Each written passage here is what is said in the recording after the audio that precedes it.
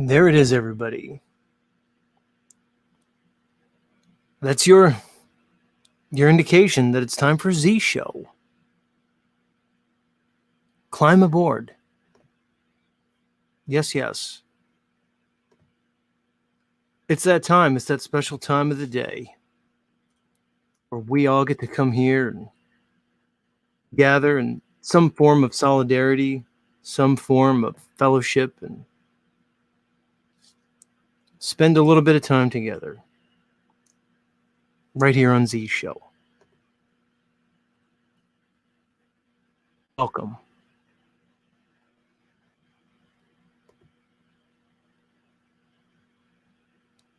As y'all can see on my little banner here, we have a special guest tonight.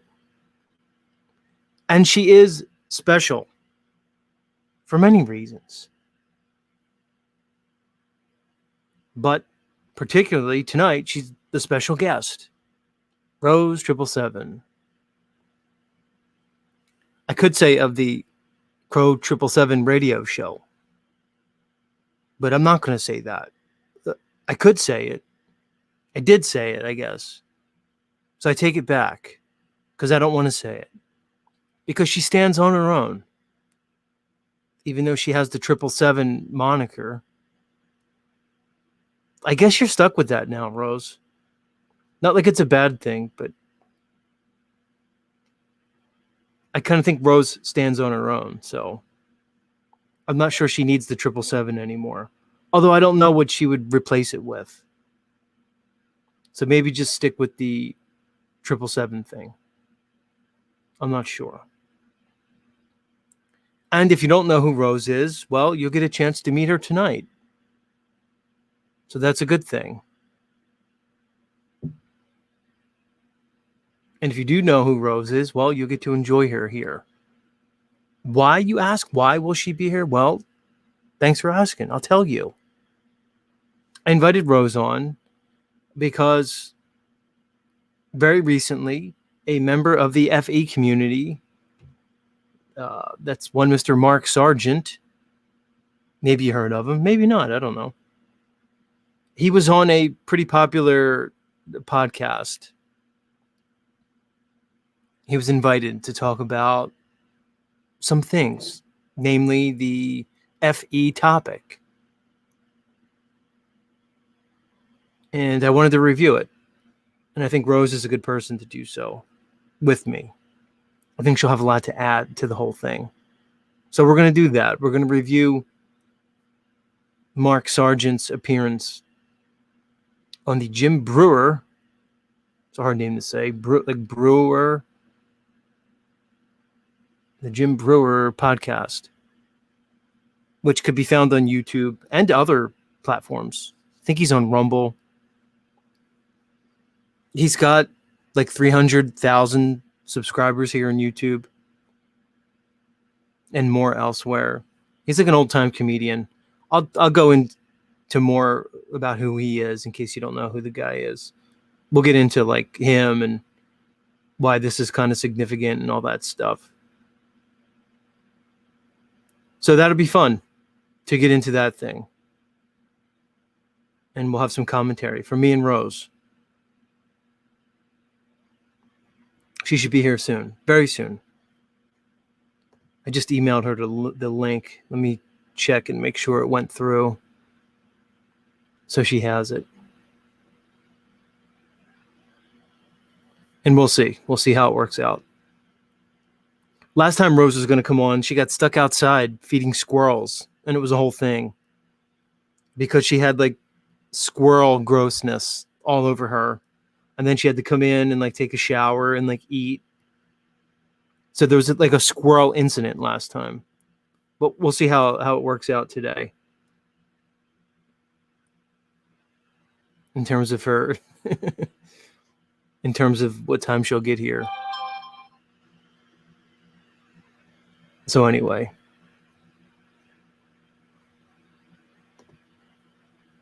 Otherwise, I hope this day finds you well. It finds me quite well, thank you. Although I say that every time. The real test, is if I wasn't well, would I like tell everybody? Like, say I did not have a great day today. Say I had like the worst day ever. Like, would I tell you? Probably not. I'd probably still say I'm great. I'm that person. I just do that. I'm working on it though. Because I should be able to say, oh, no, like I'm not great. Because then maybe you're not great and you could relate. But on the flip side, maybe like you're not great and you don't want to hear me say I'm not great because you're like, oh, I came here to like forget about how not great I am right now. And now Z's being like, I don't know.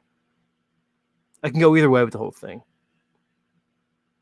So, but either way, thank you for asking. I'm just fine. It was a lovely day here where I live. It was lovely. It's spring where I am. For most of us, I'd gather, but not all of us.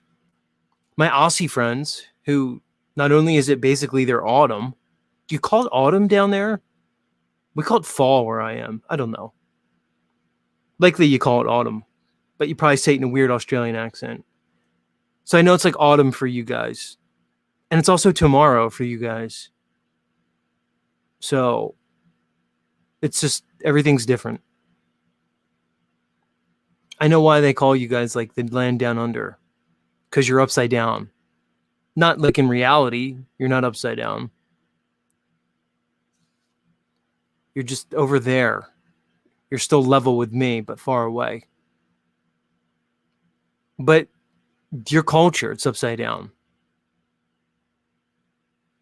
The most upside down thing ever for me regarding you guys is that you celebrate Christmas in the dead of summer. I'll never get over that. And it's every person I talk to from the South, Southern Hemisphere. I'll put it in air quotes for everybody so you don't freak out on me. I just bring that up with everybody because I'm fascinated by it. And every single person I brought it up with, it's like, oh, I don't really think about it. I'm like, really? It's the dead of summer and you have like Christmas trees and fake snow and reindeer and Santa Claus from the North Pole and Yule logs and I don't know, all the other stuff that goes into Christmas, eggnog, but you're doing it in the summertime. I don't get that. It's weird to me. That'll never not be weird to me. But every person I talk to from the South, and now being here on YouTube, it's been a number of people. Australia, New Zealand, South Africa. Everybody is just like, oh yeah, it's just kind of like we're used to it. It's Santa Claus and reindeer, and it's dead of summertime. The middle of your summer, it's Christmas. I'll never get over it. I'm calling for an end to this. This should be on somebody's platform, Donald Trump or the head of the UN, Kofi Annan, whatever their name is, or who knows, somebody, whoever's in charge. Is anybody in charge of this thing? I'm calling for an end to this one Christmas. There should be two Christmases, one in the north and then one below the equator, south of the equator. There should be another Christmas 6 months afterwards. So everybody celebrates their Christmas when it's cold. Doesn't it make more sense? Why do we all have to do one Christmas? It's weird to me. It's weird that there's these universal holidays anyway and stuff. I don't get that. Maybe somebody could explain it to me. I don't know. Maybe you'll give me the whole Jesus birthday thing. Good luck trying to convince me of that one. That Jesus was born on December 25th. Please. Please. Try to prove that to me biblically. I mean, get your Bible out and prove to me that Jesus was born in December. Okay, so you want to celebrate Jesus' birthday? I got it. You don't know when it is. Some people say it might be in the spring. Some people might say it might be in the fall. I tried to go down this rabbit hole once. I tried to do the lineage and the time, and because it talks about like when Mary was pregnant and some festival and when John the Baptist was born. And there's ways to kind of figure out when Jesus was born. And it wasn't December 25th. They didn't even have a December back then. December was like October back then. I don't want to get into it. It's crazy. But he wasn't born like right after the solstice. How's that? This is what we know. It was like spring or autumn or something. I forget. And people differ. So, okay. That being said, 2 Christmases. I would be not happy if I lived in Australia or, I don't know, Argentina, South Africa, any place down there. And it was the middle of my summertime, and I'm like supposed to be on the beach and on vacation and in sandals and swim trunks. And you have me celebrating Christmas with like turkey and eggnog and mashed potato. That doesn't equal. You should be having barbecues. Why does see? And now I get upset. I start getting upset. These are the things that upset me because they're so crazy. They're such an indication of this goofy, mixed up culture that we live in.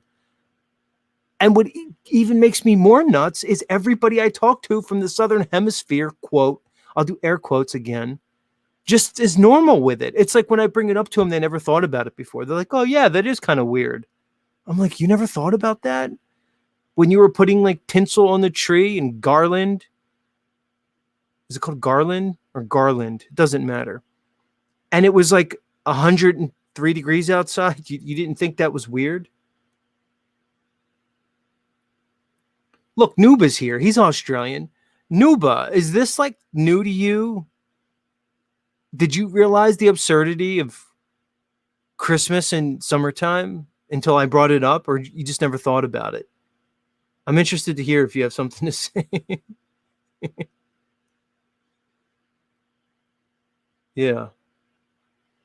Cult of Culture says, what's the message exactly of the Jesus story? Is it be like Jesus and get hung on a cross like Jesus? Yeah, that's wild. Although, similar but different topic, I've been studying the esoteric lately. That's my new thing, is the esoteric, the mystery schools, the secret doctrines, those things, right? Like the stuff that all the weirdos kind of are into. The elites, the mystery secret societies, all that stuff. And I found out that there was like a second Jesus after Jesus named Mani. Is anybody here? Put a 1 in the chat if you ever heard of Mani. He was like a 3rd century guy from like, I guess like the Middle East area, like Mesopotamia. And all the mystery schools consider him like a second type of Christ, the so-called comforter that Christ promised. And they're all into Mani. And it's mixed in with like Gnosticism. Anybody? Why did I just learn about Mani like recently?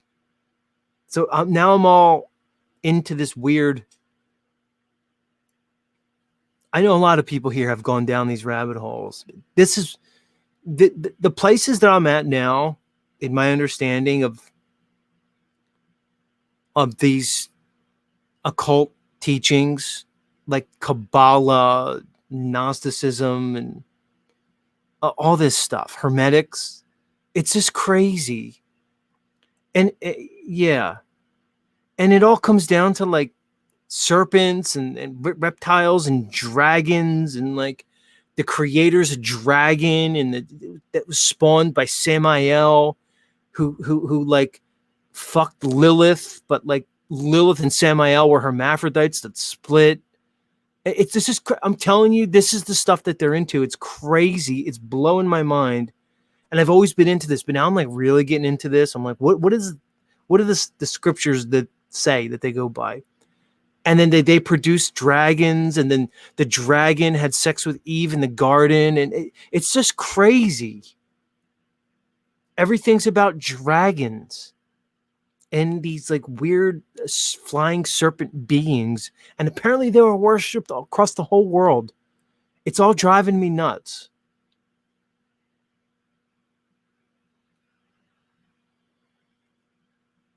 It's just crazy. Why does everything have to be a dragon? They didn't tell me God was like a dragon when I was growing up.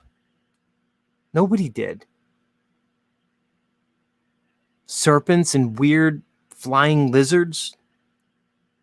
This is what all the mystery schools are talking about? Flying snakes that are gods? Did you guys know this? Ruled by Saturn says, I'm freaking him out. You should be freaked out. It's freaky. This is what they're all into. This is everything that they're into.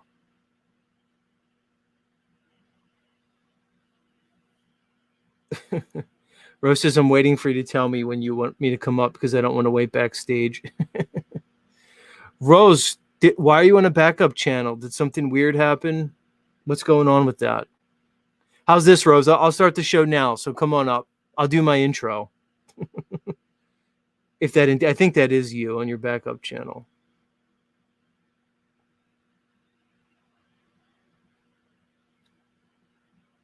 I'll get into it.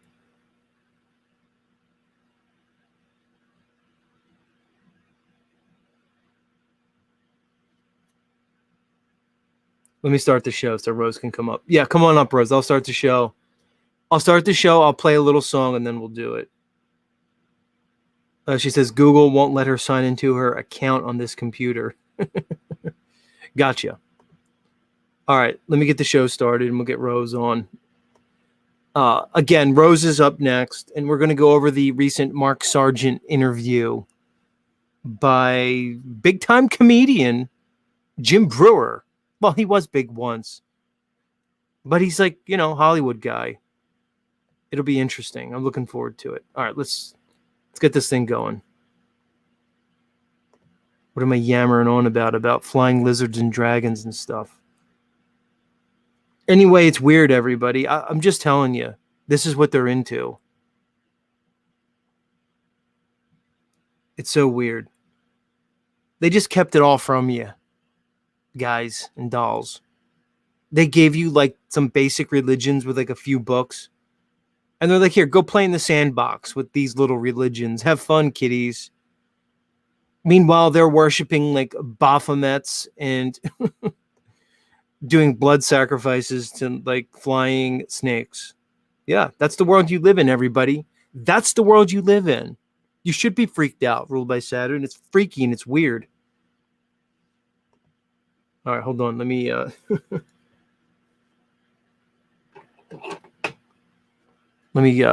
something's up my camera here.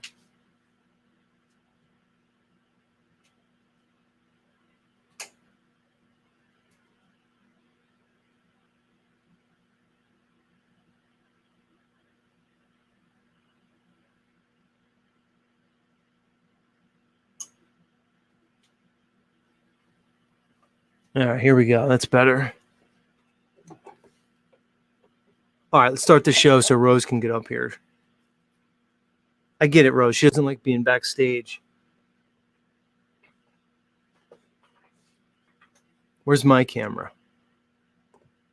There I am. Howdy. Greetings, everybody. Greetings. Official opening in 3, 2, and go.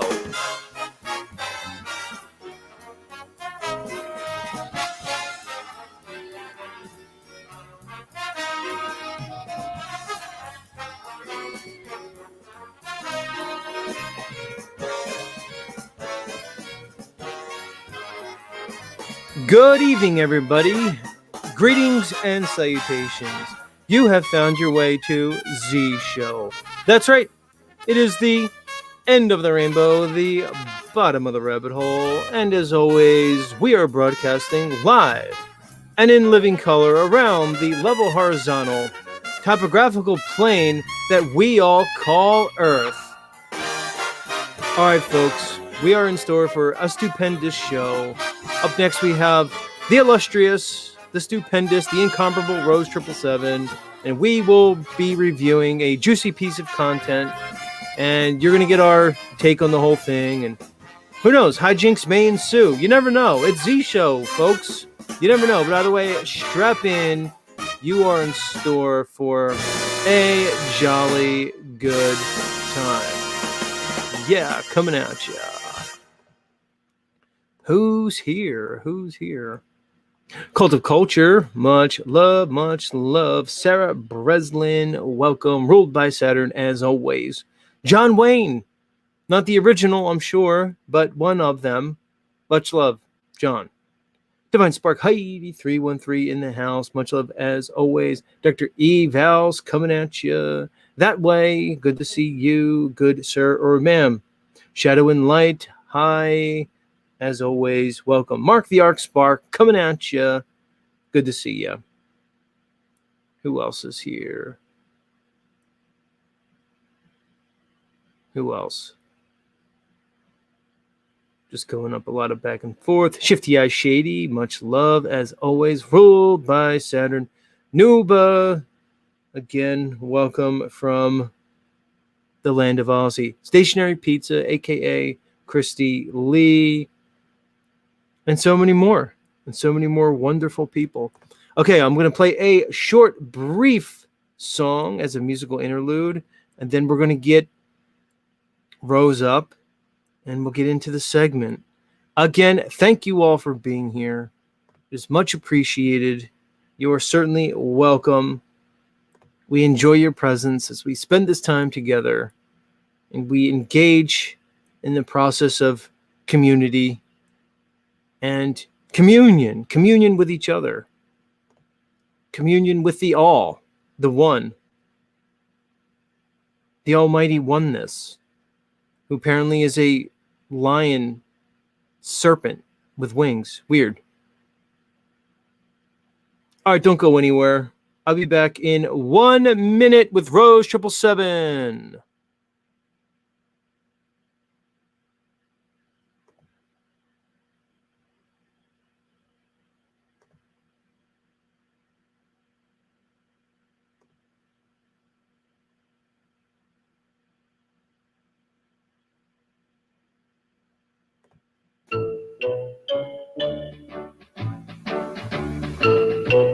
Who walks the stair without a care and makes the happiest sound? Bounce up and down just like a clown. Everyone knows it's Slinky, the best present yet to give or get, the favorite all over town. The hit of the day when you're ready to play. Everyone knows it's Slinky, it's Slinky, it's Slinky. For fun is the best of the toys. It's Slinky, it's Slinky, the favorite of girls and boys.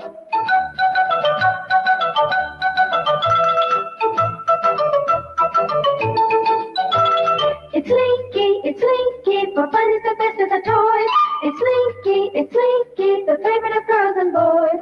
Everyone wants a Slinky, you ought to get a Slinky. And boys and girls, more fun with Slinky Pull Toys, Slinky Caterpillar, Slinky Train, Slinky Hippopotamus. Everyone wants a Slinky Pull Toy.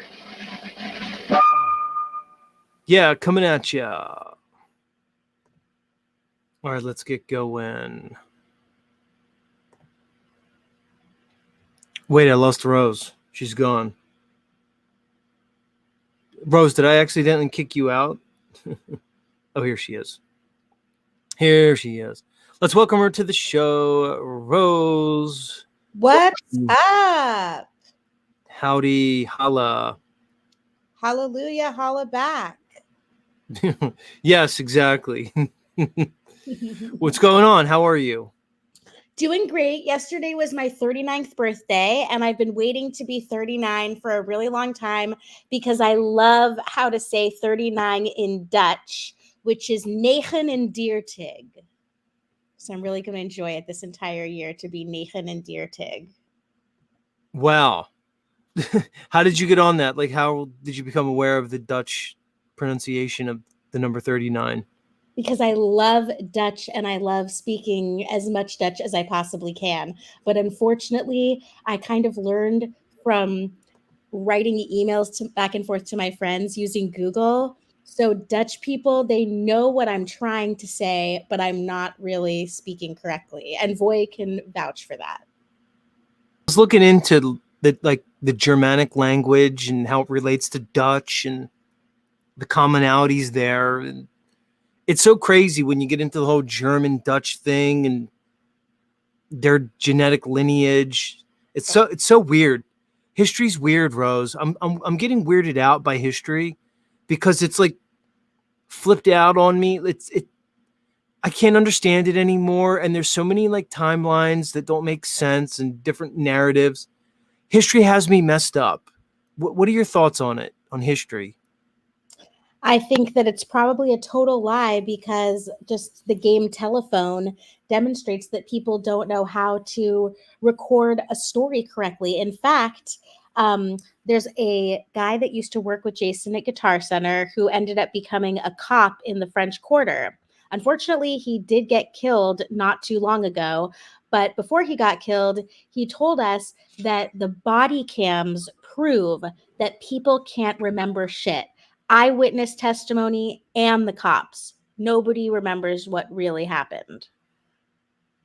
Right. People come up with a little, like a narrative, a story in their mind about a situation. It's probably a lot of projection and things that people have that's like unconscious. And then they play the little story out in their mind. I've had that in life so many times where something would happen and then I'd talk about it with somebody and they had a completely different, and we were both there for the story and they have a completely different story than me. And I'm like, wow, that's weird because we were both there for the same thing and you and I have completely different stories. So now I don't know what to think. It is strange. You're right. And people, I think, tend to have a bias towards themselves naturally. So something will go down and then they'll place themselves in the, like you said, with the cops and stuff, they'll place themselves in the victim situation because they don't want to like think bad about themselves. So then there's always like a bias there that influences their mindset. And the other thing about history, though, is not only is it the bad memory thing, which I agree with you about, but it's the intentional like effery that goes on. It's like, oh yeah, like people can't remember anyway. And we're going to mess with you because we're going to try to control you and manipulate you and exploit you. So we're going to like present like a fake history and good luck with that now trying to figure it out. It's completely wild. Right. Like, what if that whole idea of the breastplate and the birthstones from the Bible, like, what if somehow that's like a recipe for the best cake ever, and it's just inverted because they don't want people to experience that deliciousness because little do we know is that all fucking whatever billion of us is really the descendants of some guy that got into a fight with some other guy. And so the guy that survived enough to change history really is just taking it out on all of us because of some ancient beef that has nothing to do with us. That's wild. So the thing I keep coming across, which I was talking about a little bit ago, was it all goes back to these serpent dragons. Like that's the weird fucking thing about this whole thing. It's all going back to like lion-headed snakes that fly, and these are the gods, and that's what everybody's worshiping, and it's weird. It's too weird for me. And then the other thing that I'm really starting to, I guess, internalize is this idea that all these stories of like biblical stories and all these different religions and the stories of all these cultures seem to be like allegorical and metaphorical in nature. And they're not like about like real people. They represent like weird alchemical, magical, mystical things that involve us and like consciousness. And like if there was like no Moses and everything, the story of like Moses is all about like an internal journey of your consciousness. And same thing with like the Bible, the other parts of the Bible. And I'm like, this is crazy. It's getting crazy. And then I'm like, oh, I get it. They just gave us this like weird little basic stories that we have our little religions and just a few books. And they tried to keep it basic for us. They're like, yes, do good, be good, love God above all else, and love your neighbor as yourself. And there was this cool guy named Jesus, and just be really into him and make him God and you'll be okay. It's like they had to dumb it down for us to like the most basic thing because whatever the hell they're into, it's way too much to even get a handle on. That's my take right now. It might change tomorrow. Right. Just like how the Greek myths growing up, they basically just taught it to me like they're just fun stories from the old days that have that stood the test of time. But really, when you talk to other people who are really into like the ancient Hermetics, you find that a lot of these Greek myths can actually be metaphors for alchemical principles and different kinds of natural ideas, and that you find that all of these things are about aspects of nature. So you can even tie all of these religions that people hold so dear, they don't realize that they're actually associated with things happening in the sky. Like, for example, Buddhism would be associated with Mercury because it's like a mind science religion. You've got Jesus and Christianity, which is sun symbolism. And then you've got Judaism, which is Saturn. And then Islam, which I think corresponds to Venus. And so when you have all of these things, the question isn't necessarily like the ins and out of like, what are these people believing in? Because I believe it's all about the sky clock. But the real question is, what the F is the sky clock? And exactly how are the luminaries affecting us? And exactly what are they for and how do they work? And can you touch them with your hand if you could go there? You know, things like that. Right. I like what you said about bringing it back to the heavens and the cosmos, because it seems like a lot of it is, I think the term would be like astrotheological, where they've encoded these stories that are imbued with the heavens and how the heavens are part of us. And it's all like this one thing. And then there's stories around it and these people. And it just blowing my mind, that the whole thing, and in a lot of ways it's good because it enables me to challenge my belief set and really look inside. And that's the other thing that I'm really coming into, is when they talk about like different dimensions of reality. That's the other big secret that they're hiding from us, is that there's multiple dimensions of reality, and the physical world is just a base level of it. And there's a whole astral and etheric and mental world and a spiritual worlds. There's just ways. There's so many of, like, let's say, levels of consciousness or dimensions, right? But they're not out there. Everything is inner. So like each higher level of dimension is like deeper inside. And it's like all these weird fractal vibrations, but all the different levels of dimensions are like deeper in. They're not like out. That's the weird thing. I don't know. It's all blowing my mind, Rose. I'm just having one of those days where I was diving real deep into like a bunch of stuff, and I kind of glitched out in my head and was like, wow, this is like never ending. It's so wild. And I know why people avoid these topics. Rose, it's like I understand the normie mindset now, because you could see how it's so overwhelming that people just go, no, I'm just going to like go with like what society and the TV and the teachers and the government are telling me. I'm going to accept that as my reality. And I'm just going to try to be a good person, whatever that means, and go from there. I see why people choose that path.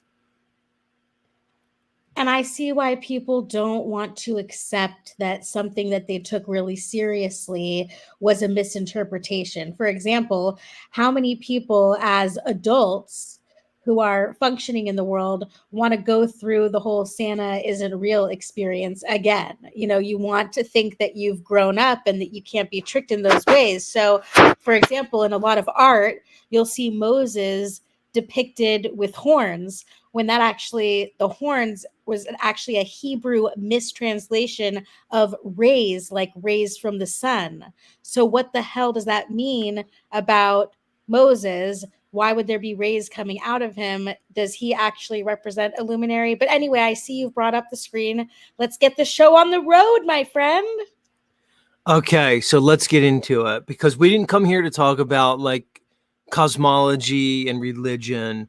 We came here to talk about something in particular. So I invited Rose on because very recently, one of the, let's say, prominent Flat Earth members was interviewed by a comedian that is pretty popular. And I remember this guy. His name's Jim Breuer, and the Flat Earther's name is Mark Sargent. So Mark Sargent was on this Jim Breuer, I guess you can call it, podcast. And this guy, who's a Hollywood guy, he was on Saturday Night Live. He was in major movies, including Half Baked with Dave Chappelle. And here he is interviewing Mark Sargent about Flat Earth. So firstly, Rose, I remember Jim Brewer from my younger years. I'm a little bit older than you. Not like you said, you're 39, I'm 45. 6-year difference. It's not crazy, but it's enough where I was like in high school when this guy Jim Brewer was like on Saturday Night Live, and he was a popular comedian, and I would listen to him on like all the radio shows at the time. And I remember when the movie Half Baked came out, when Dave Chappelle was first becoming like a thing and Jim Brewer was first becoming a thing. So that's how I know Jim Brewer. Now he's an older comedian. He still tours. He has a family, but he's open-minded. Like he's totally not about the jab, and he knows all about how the pandemic was bunk. So he gets it. So that has my interest. And now he's interviewing Mark Sargent. So he double has my interest. So that's kind of how I know Jim Brewer and why I'm interested in reviewing the Mark Sargent on the Brewer podcast. What's your kind of background and take on this whole thing? Absolutely. Yes. I have always been a huge fan of Jim Brewer because he just has a fun looking face. You know, he makes good facial expressions, and he was kind of born with that perpetually stoned look. And he had that character called Goat Boy. He does a great AC/DC impression. I've always loved him. And so for me, when the whole situation happened in 2020 and I started observing all of these celebrities and people that I used to have a reverence for, especially in the comedian world, especially the people who are around in this proverbial cellar crowd days, I was getting let down and my heart broken left and right. But then when Jim Brewer came out with his stand-up, Somebody Had to Say It, where he's basically mocking the people who are expressing herd mentality and all of these other things that all of us here today probably agree with, it was just like a complete truthgasm. And I was so happy to learn that not only was someone with that much exposure speaking the truth, but also that he was becoming closer and closer to communities like ours. So another big moment was when he was turned on to Alex Michael, Conspiracy Music Guru's music, and then had Alex on his show. So of course, it's because of that interaction with Alex Michael that I would attribute this bridging with Mark Sargent. That was probably how the Rolodex information got transferred over. Interesting, because I only heard 2 brief clips from what we're going to review, and one of them was how Mark Sargent referenced the Conspiracy Music Guru interaction with Jim. So that's interesting. All right, so let's get into it, Rose. But first, I wanted to play this brief clip to just kind of give you an idea of Jim Brewer and something I thought was interesting. I'm going to play a brief clip when Jim Brewer was being interviewed by Roseanne Barr, who I know you know a little bit about, maybe have some feelings on Roseanne. And Jim Brewer says a very interesting thing about Dave Chappelle that I think we should play, and then we'll get into the Mark Sargent thing. Let me play it. Sounds great. And I watched this whole interview, by the way, so I look forward You to did. seeing So you watched this Jim Brewer on the Roseanne podcast or whatever it was? Right, Cool. yeah. All right, let's play it. What happened between you two? Did you fall out? Or did So he's talking about Dave Chappelle. Again, Jim Brewer was in Dave Chappelle's big movie, Half Baked. They were co-stars together, and they were friends. you just go different ways? No. We I think different ways, but I'll put something out there that I don't know if when we were filming the movie, and he also had a lot of pressure. Yeah. From HBO and or not HBO, Comedy Central, and all Comedy this shit, Central, right? the worst bunch of people on earth. Horrid. Mhm. He then, while he was on the show, when it was blowing up, and we remember the Aspen Comedy Festival? I don't know. Yeah, that was fun. I did that too. He came there, and he was freaked out. Yeah. I said, "What's going on?" And all I could say is he was visited. Yeah. That's Oh, what I shit. think too. And when he told me who visited him, my heart stops for a second. I'm shit. like, get the fuck. And I'll never forget So Rose, he was visited, and I remember this. I remember when all this went down, when Dave Chappelle bailed out of his final season of the Chappelle Show, turned down buku bucks. We're talking 20 million, 100 million, whatever the number was, lots of millions. And he turned it down, and that was the story that something weird had gone down, that he had been, like Jim said, visited, and then he took off for Africa. Do you remember those times? Yeah, I do. I do. Yeah, totally wild. Okay. He went, "You believe me, right? You believe me, Jim, right?" And I could, he's like, "They came to me." And he said the names. I'm like, get the fuck. And what happened? I wonder the names, Rose, because the way he said the names, which means they're known. Like who came to him? It's like when they come knocking, let me keep playing it because it blows my mind. Yeah, me too. Me too. I wonder who the hell it was. Happened. And then all of a sudden he went to Africa. Yeah, that's what I remember happening. But they never really said what happened. Was he threatened? I mean, I don't know how much you want. I don't have. You can't say. That's none of my business. Okay. But I know for a fact He was corrected. he said, correct. Yeah. He was, hey, by whoever it was. Mhm. Hey, I wanna- we need to have a conversation. Would you like some of your own coffee in your house? What? Yeah, like that heavy shit. And that's the first time, I would. It's it, and so when I saw him come back, there was a lot less communication, and maybe he just, maybe he just grows, whatever. But I can honestly say, and maybe I'm crazy and I am crazy for saying this. Mhm. When I saw him completely come back, I really questioned if that was him. Yeah, I know, right? I think that's. And I know that's really crazy. I think those same things. Yeah. I know that's crazy. Oh, it's no crazier than that. Oh, the trains are going off the rails. I tell you what. All right, so that was the big thing. One, that he got quote unquote visited, and two, he's back now, Rose. He's on Netflix, multiple specials, 3 $20 million specials now. He's completely whatever, he's totally part of it now.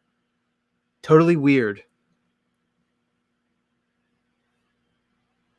But I was just looking at this clip recently of different kinds of masks that people have on. And I seriously thought that it was this actress who played Hermione. And then all of a sudden the mask comes off and it's just this person that looks completely different with a completely different shaped head.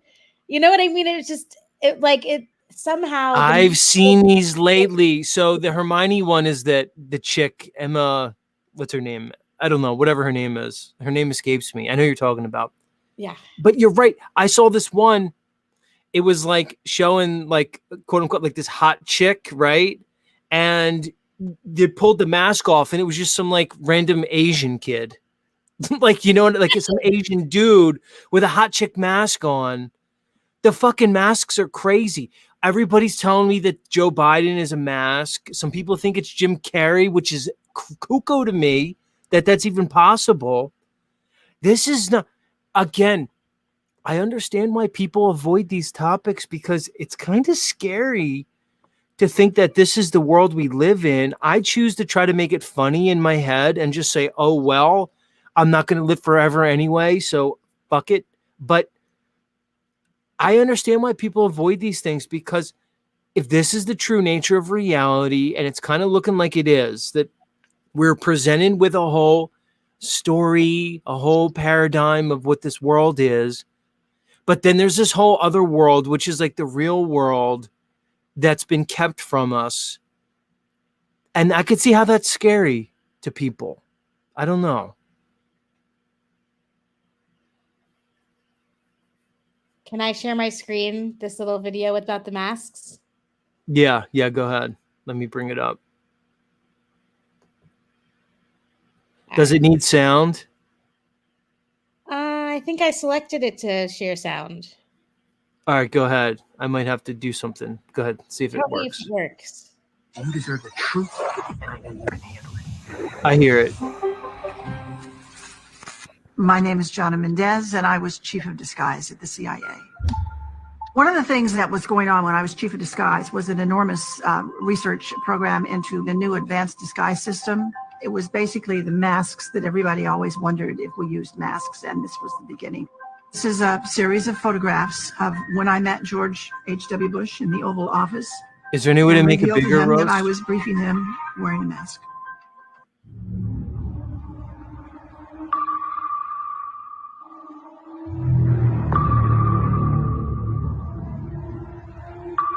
That looks kind of fake to me still. That looks.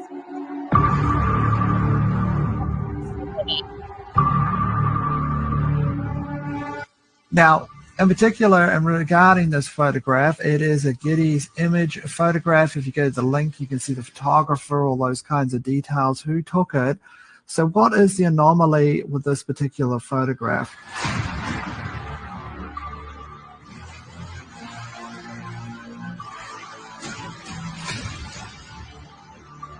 That looks wrong. That looks like a. That's so weird. That looks fake. Do you have any people paid by the CIA who are working for television networks? That's the chick you were just talking about. Yeah, that's. This, I think, gets into the kind of getting into the details, Mr. Chairman, that I'd like to get into in executive session. Christy's right in the chat.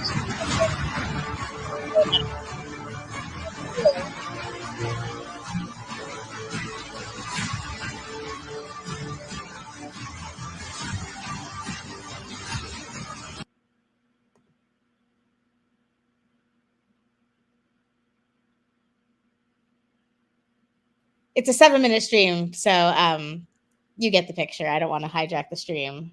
Yeah, that's wild. Yeah, this is so this is crazy to me. And people think like, oh, here's the big, okay, so here is the normie cope is always this, Rose, ready? It's, look, the conspiracy would have to be so big and so many people would have to be in on it and they'd never be able to hide it. What do you say to that? Like in your mind, how would you answer that in your mind? Remember what Sherlock Holmes said, everything needs to be hidden in plain sight. That's how you get away with it, is you make it so in everybody's face, slowly, incrementally over time, you fool people. But also, like, literally, people don't want to accept that things are contrived and that they didn't like fall. They basically, they don't want to accept that they fell in love with a commercial. Like, for example, the Beatles. The Beatles was a contrived band. They didn't write their own music. And there are people that were so obsessed with them. And they're just actors who could be replaced and have doubles. And we even had someone contact us through Code 777 Radio, who one time he was hanging out with this guy. And you know how like when you meet someone famous, you want to like be cool and not be like, oh, I know who you are, or it's so cool to meet you. And you just kind of like act normal and you never really acknowledge who they are. And so like one day after this guy like telling all of his friends and families that he knows this guy in a band, the guy's, starts talking about when he first got hired as the double. And he had been friends with the double the whole fucking time, not realizing he was friends with his double. Well, yeah, and again, it's like what I was saying where you said it. It's the Santa Claus thing.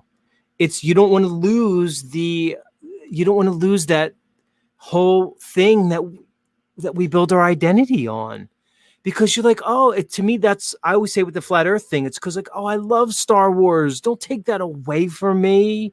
Or I love, like you said, I love the Beatles. Don't take that away from me. Or, and I get it. But I think we all have to make a choice, because what it comes down to, Rose, is I've realized this. There's a consequence to choosing the illusion.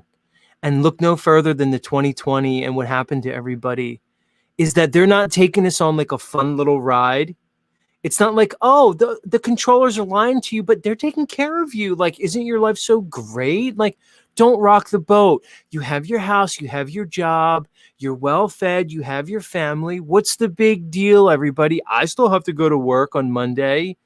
Well, that all kind of falls apart when they start trying to institute tyrannical medical practices on you, or when they institute their wars and you're in a breadline, you're getting drafted to go to some war to die for nothing. See, there's the other side of that coin, and that's the cost of living as an infant. That's the cost of replacing mommy and daddy with government. See, that there's a reason that truth matters. And I think we forget that because there's a complacency in the human mindset that tends to just go for consensus and think, oh, if everything's fine, don't rock the boat because it could be so much worse. But I think those times are over. I think people need to grow up. Grown men and women need to grow up, leave the childhood with the children, and put your big boy pants and big girl panties on, sack up, and get real. It's time to get real, Rose. I don't know. That's my little rant on the whole thing. Hell yeah. I think it's always time to get real. Living in a fantasy puts you in a position where you can be controlled. If you're living within the confines of something that has been created for you, there's only so many computations of what you can do. And when someone's in control of that environment, it becomes even less. And so when you become aware of the construct that has been made around you, then you can better navigate it so that you can be better aligned with things that are actually true and things that won't actually hurt you. Yeah, I like that. All right, so let's get into this. Let's get into the Jim Brewer, Mark Sargent thing. All right. Let's do now, it's not short. It's kind of long. So do you think I should play it on like a higher speed to get through it? I personally really like to listen to things faster. Sometimes times two can be a little bit too much depending on how fast people talk. And I know that there's going to be a more like emotion and inflection into it. So I would recommend either 1.25 or 1.5, but 1.75 might be a little bit too fast. All right, let's go with 1.5. Let's do that. Okay. And we'll get started. So let me ask you, what is your relationship, if any, with Mr. Mark Sargent? Like, have you met him, spoke to him? Where do you stand with Mark? Okay, so I've only met him in person once. And, oh, wait, no. What am I saying?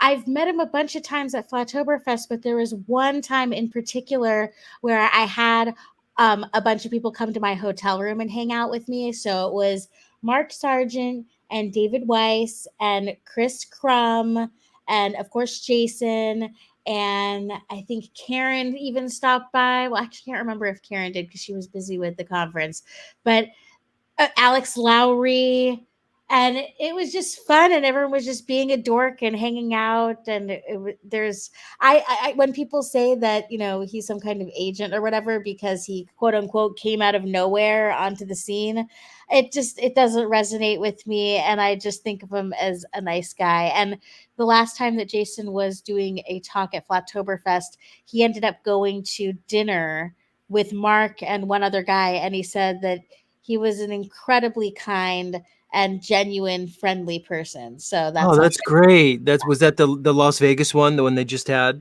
Exactly, the Las Vegas one. And yeah, Jason's yeah. very intuitive about people. He's like an empath, and he sometimes he can just see when someone's full of shit, you know? And so if anyone was like questioning and if Jason's opinion means anything, Jason just said that he didn't sense any agenda, deception, underhandedness. It was all just a regular human being, just like all of us here. Got ya. Well, my take on Mark is kind of like, I just think he's like a little bit of a goofy guy. He has like a little bit of an offbeat sense of humor.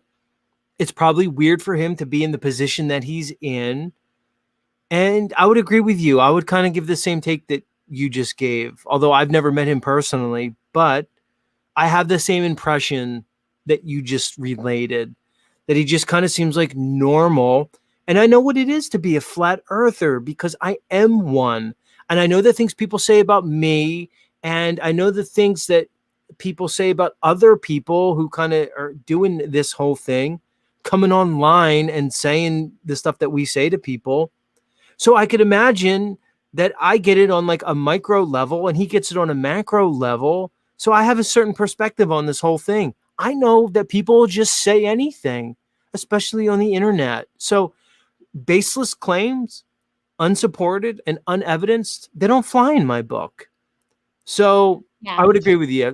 You and I have the same perception about him. So that's kind of good. All right. I need more evidence, and people. A lot of times when I watch people's criticisms, my personal assessment is chalking it up to some form of jealousy. But anyhow, oh, I agree with you. I see that so much, and you can tell when people are coming out of a spirit of jealousy or something like that, as opposed to something that's more sincere, evidenced, right? So I agree with you. There's a whole spirit going on with that. Yeah. All right. So this is from the Jim. His channel is called like the Bruniverse, but he does this show. It's called the Jim Brewer and Jimmy Shaka Show, and it's about so this guy we're looking at, I think, is a co-host. Okay, But- I didn't realize it wasn't the Bruniverse, so it's a separate show that Jim's doing. Okay, good to know. Right. It's on the Bruniverse channel, but he does this show with this conspiracy guy named Jimmy Shaka. And I think he's Q-tarded because I see the Q in the background, but I don't know. I haven't heard him speak, but I could see the Q over the American flag placed as like a fucking pyramid. So he might be Q-tarded, everybody. We'll find out in a second. Yeah, we'll find out. All right, let's get into this. Much love, everybody. All right. Jim, you asked if people are ready for the big sit down. We 100% are. I don't think we were 4 years ago. Talk about Warp Speed, Project Warp Speed. You know, like we are now ready.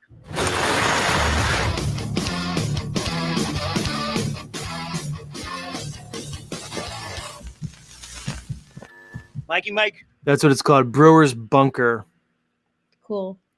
And by the way, I think Brewer's pushing like Rumble big time. I don't know if he has some deal with them. So if he's doing the whole conspiracy thing, I guess Rumble's a perfect platform for him at this point. Oh yeah, for sure. And actually, I started uploading the free first hour to Rumble of Coachable 7 Radio. So if anyone can find me on there, please subscribe to me, because I really feel like with every new subscriber on Rumble, it's almost like it corresponds to more views. And it's like YouTube isn't like that anymore. So it is kind of like a breath of fresh air to actually just see like reality a little bit more in terms of the numbers and exposure. Right. Where you can go somewhere and you put out a quality product and it's actually reinforced by the platform what you think that they would want. You would think a platform that wasn't totally controlled from the top and wasn't agenda based would want to promote the best content to keep people there. And that's how YouTube gives themselves away, because they're not like that. All right, let's get into this. Okay. Dude, good to see you. Yeah, man, I'm excited. We're in the bunker today. We are in the bunker today. Where's my damn glasses? Hold on. I got to wear glasses for a bunker. There's a lot of bunker stuff to go. Dude, how exciting the freaking Eclipse video is going nutso. It's going nutso. That thing is, yeah, it's just got. So I guess their bunker shows like their conspiracy version that they do on his channel. Skyrocketing. And we're in the millions. Yeah, And I did the night before the eclipse. No, 2 nights before. It was a Saturday at the Paramount, and then the eclipse was Monday. And even the eclipse has a lot of things to do with what we're gonna bunker down with today. Dude, 6.5 million views on that. That's crazy. That's insanity. See, wow. I think a lot of people find it funny, but they also find it like, this is kind of a mockery of all of this. I'm excited about today. I always love doing the bunker. I love doing the bunker because then we're allowed to go so far and wide. And we're going to hit a subject today. First, let me say hello to my, I got a great guest today. And I want all you, listen, with all conversations, you have to open your mind. You can't hold on to a tree and say, this is the way things are. And I think I showed you guys an example where it's so simple to manipulate one another. And it just, the minute you get over the fact that people do that, your mind will expand. It may spook you out. Let it spook you out. What are you afraid of? Go far and wide with your thoughts. There's nothing. I like what he's saying, Rose. It's like what I always say, challenge your beliefs. It might be scary, but don't assume that everybody's like you. So most people, I think, are generally good. So they in their minds are like, oh, like I said before, how could so many people be in on it? And why would they lie? And what would be the motive? But you have to get beyond that. You have to realize that there's people who are different. There's people who will lie right to your face. There's organizations that will cold stone lie to you, deceive you for their own benefit. So people need to get over that. Any thoughts there? Not really. I just I agree with everything you said. I want to hear more. I want to keep going with this clip. I want to see All where right. it's going with And this. if you ever need me to pause, just say pause. Okay, I will. Nothing wrong with that. So we're going to go into territory today where I'll just say this. Years ago, I wouldn't even listen to this.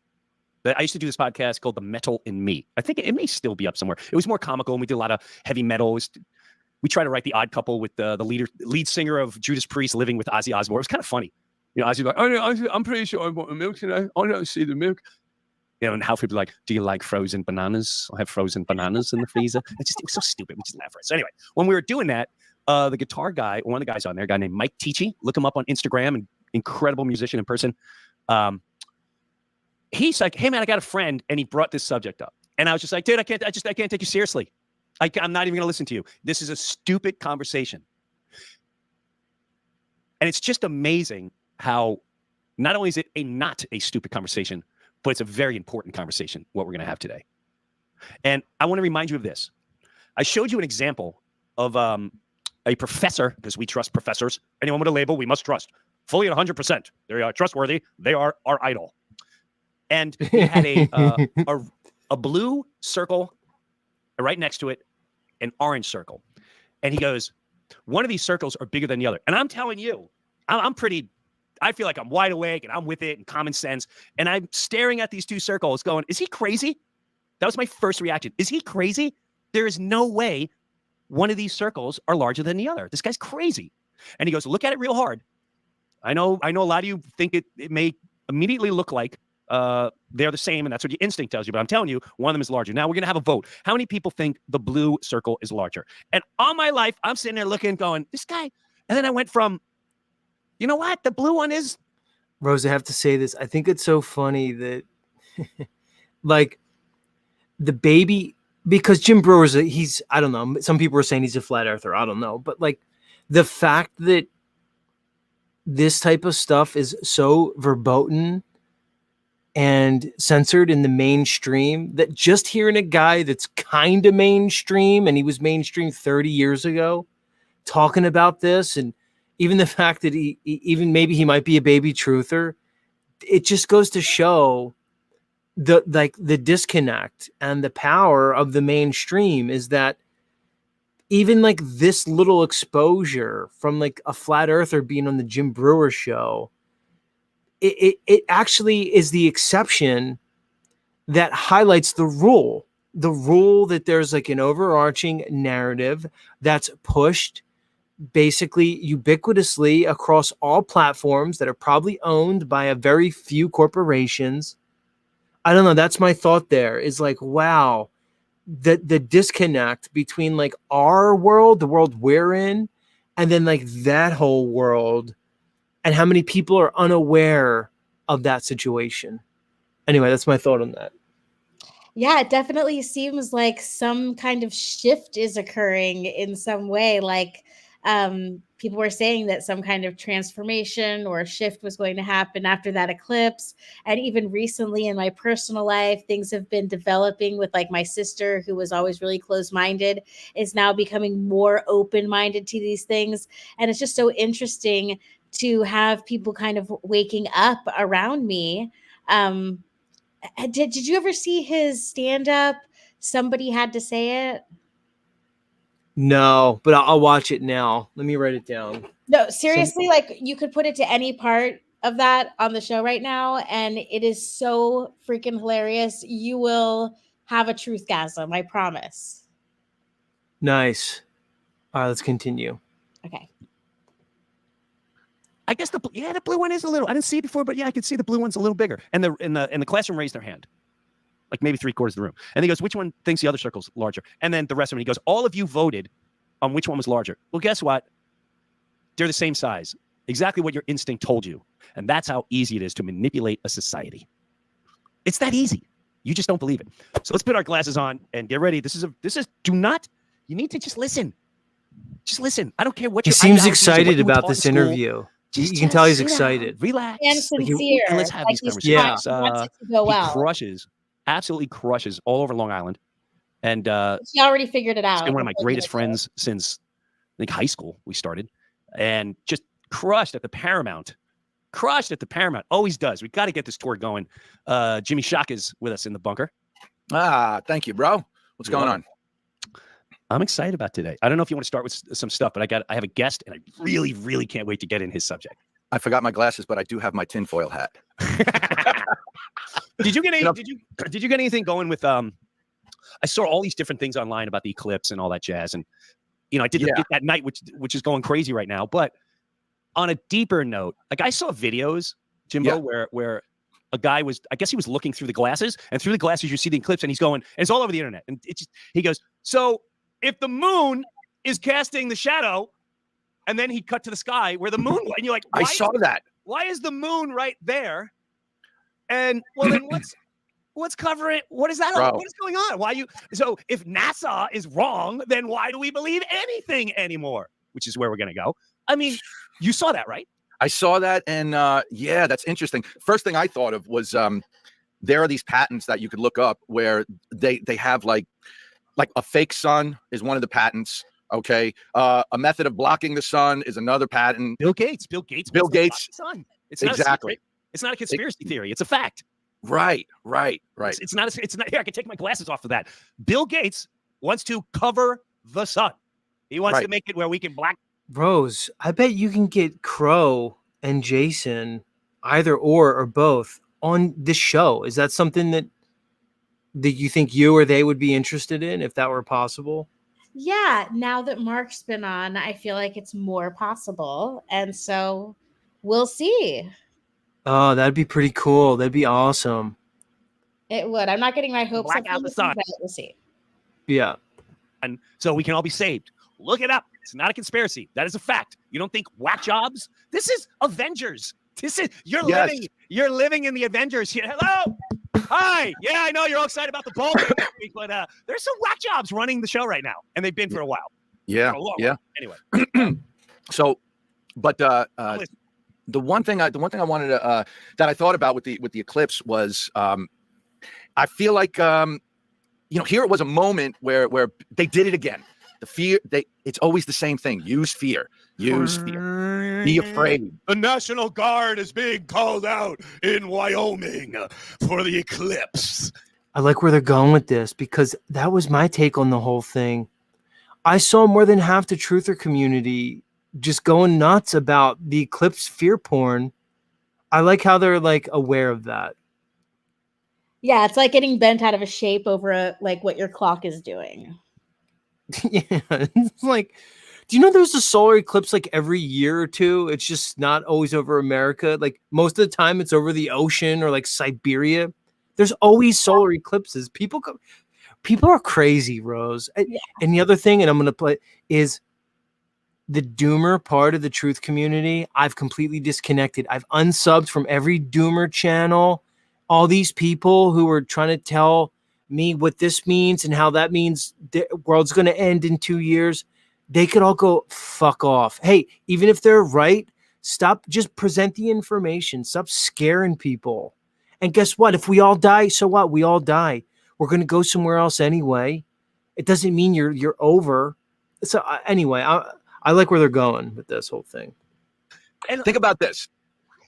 Think about this. That here is this one moment where the whole world is going, wow, like all these positive vibes, like, oh my God, that's so awesome. There's all these positive vibes going out to the universe from planet Earth. So what do? It's the apocalypse. It's biblical. Right. It's biblical. Wait, mass transit, right? That was Long Island. Please use mass transit during the eclipse. For what? I got to take a bus because an eclipse it because it's going to be a shadow for 2 hours? Bro. The what?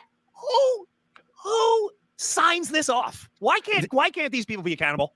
Yes. This is what an eclipse is. This is what an eclipse is. That's it. That's it. Use mass transit. Be very careful. This is right. Have enough food and water for a month.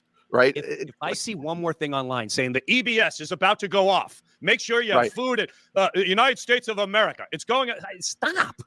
And I felt for it too. You know, like I you know what? I didn't think anything naturally was going to happen because an eclipse is, like I said, that's all it is. It's just the sun. It's a shadow. It happens 5 times a year all over the world. But I did think, you know, some of these knuckleheads were going to pull some shenanigans and blame it on there's a high possibility of that. That's just being logical. What are we looking at, Mike? This is from the governor of Ohio, who put out a ready statement before the eclipse. The Ohio EMA urges those traveling to see the eclipse to make a preparedness kit for their vehicle and include items like snacks, drinks, cash, cell phone chargers, and blankets. Motorists should top off their fuel tank or fully charge their electric vehicle before heading out.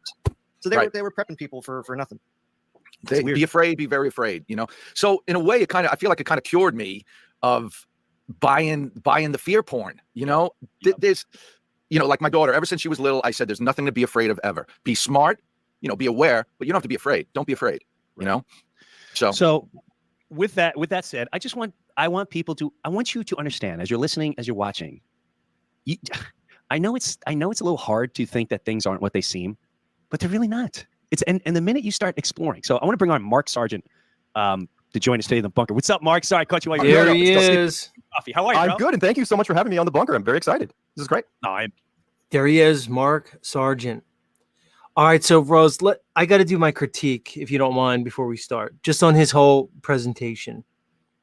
So I know I'm a guy who is kind of in the dark with a ring light in front of me and a beanie, so maybe I don't have a lot of room to talk, but the background is basically just his house. He always has the ball cap on, and he's always holding the microphone. And of all those things I just said, the thing that bothers me most is how he has to hold that circular microphone constantly.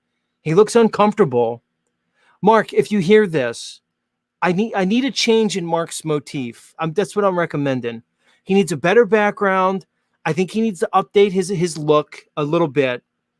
And I think he needs to get the microphone update where he doesn't have to hold it like he's holding like a cup of coffee.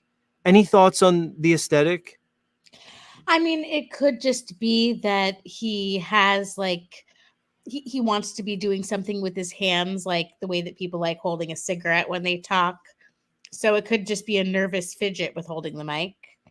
But yeah, I wouldn't mind doing shows just from the comfort of my own bed, but sometimes I manage to get it together, and I'm actually even sitting up in a chair. So everybody has it's all relative, the effort that people put forward.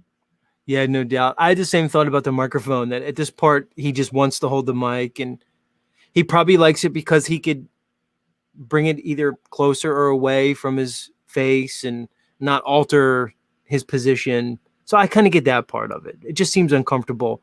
And I do agree. It's probably like a crutch that he has now that he doesn't want to let go of. Yeah, it could be. I love it. This is a subject where I even saw, I won't get into it yet. I won't get into it yet, but the amount of people that try to poo-poo this is mind-boggling. And I was 100, I want everyone to know, I was 100%. This is stupid. This is the dumbest thing I ever heard. What's wrong with these human beings? And now it makes all the sense in the world. And I have no problem saying that. I want the world to know, yes, Jim Breuer is open for the flat earth world. And it makes way more sense than a spinning ball. That's all I'm saying. Wow, that's pretty definitive, Rose, that he just said that. He made it a point to be very definitive right there. He didn't call himself a flat earther like some of us do, but a lot of flat earthers don't anymore. But what he just said there was pretty damn, that was pretty in your face with the whole thing. I'm actually surprised. I was not expecting that. I wasn't expecting that level of commitment right there from the jump, basically sending a signal to Mark, like, dude, I'm not going to sit here and fucking make fun of you or challenge you. You're here because I'm into this now, and it actually makes more sense to me. And I'll just say this, and then if you want to go, you can, is that That's the same thing that I happened to me, except I was less like, oh, this is the fucking dumbest thing I ever heard. I heard it and I just registered it in my head. And then it took me 2 years. And then I was like, oh shit, like he said, this makes way more sense to me. That the earth isn't moving. It's crazy to think we're moving. And the sky's moving above me.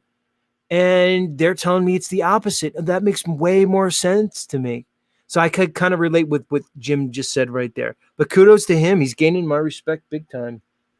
Yeah, there's two kinds of flat earth interviews that you see, which is kind of like where the person's already seemingly been flat smacked and they've been convinced either way. And then there's other people who are totally closed-minded to it, but they just agreed to do the interview in the name of fairness.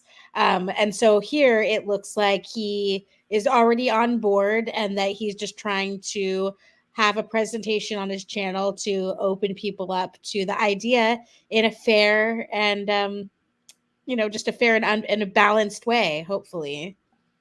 Agree. And I think Mark is probably, now that I'm watching this, Mark's probably the best candidate to be here talking to Jim Brewer, as opposed to like a Witsit and a Dubé, who are good for like maybe other platforms, because Mark is kind of like a down-to-earth guy. He's probably like around Brewer's age. Maybe he's a little younger than Brewer. So there's probably like a way they could relate to each other. I actually think Mark's the perfect guy for this right here. And I'm glad it happened. And I'm excited to watch it. I haven't watched this yet. Anybody listening? This is my first time watching it. I believe it's the same thing for you too, right, Rose? Right. I haven't seen this at all. But the stand-up that he did, Somebody Had to Say It, is one of the most funny things I've ever seen in my life. And the Roseanne Barr one was really good too. So based on this show, people have hours of material recommendations. Awesome. I'm saying, okay. I think climate change that hasn't happened every 10 years are scaring you, and the world's going to change. Plymouth Rock is still where it's at. There's so many things here that you've been lied about and fibbed about, and you learned and you took tests about it. That was BS. So, with that said, is that how I label you? By the way, you're going to catch so much hell for saying that, by the way. I don't care. I don't care. I want you to prove to me. This is what I tell people. So, where do you get information? Well, the scientists have proved that they lie.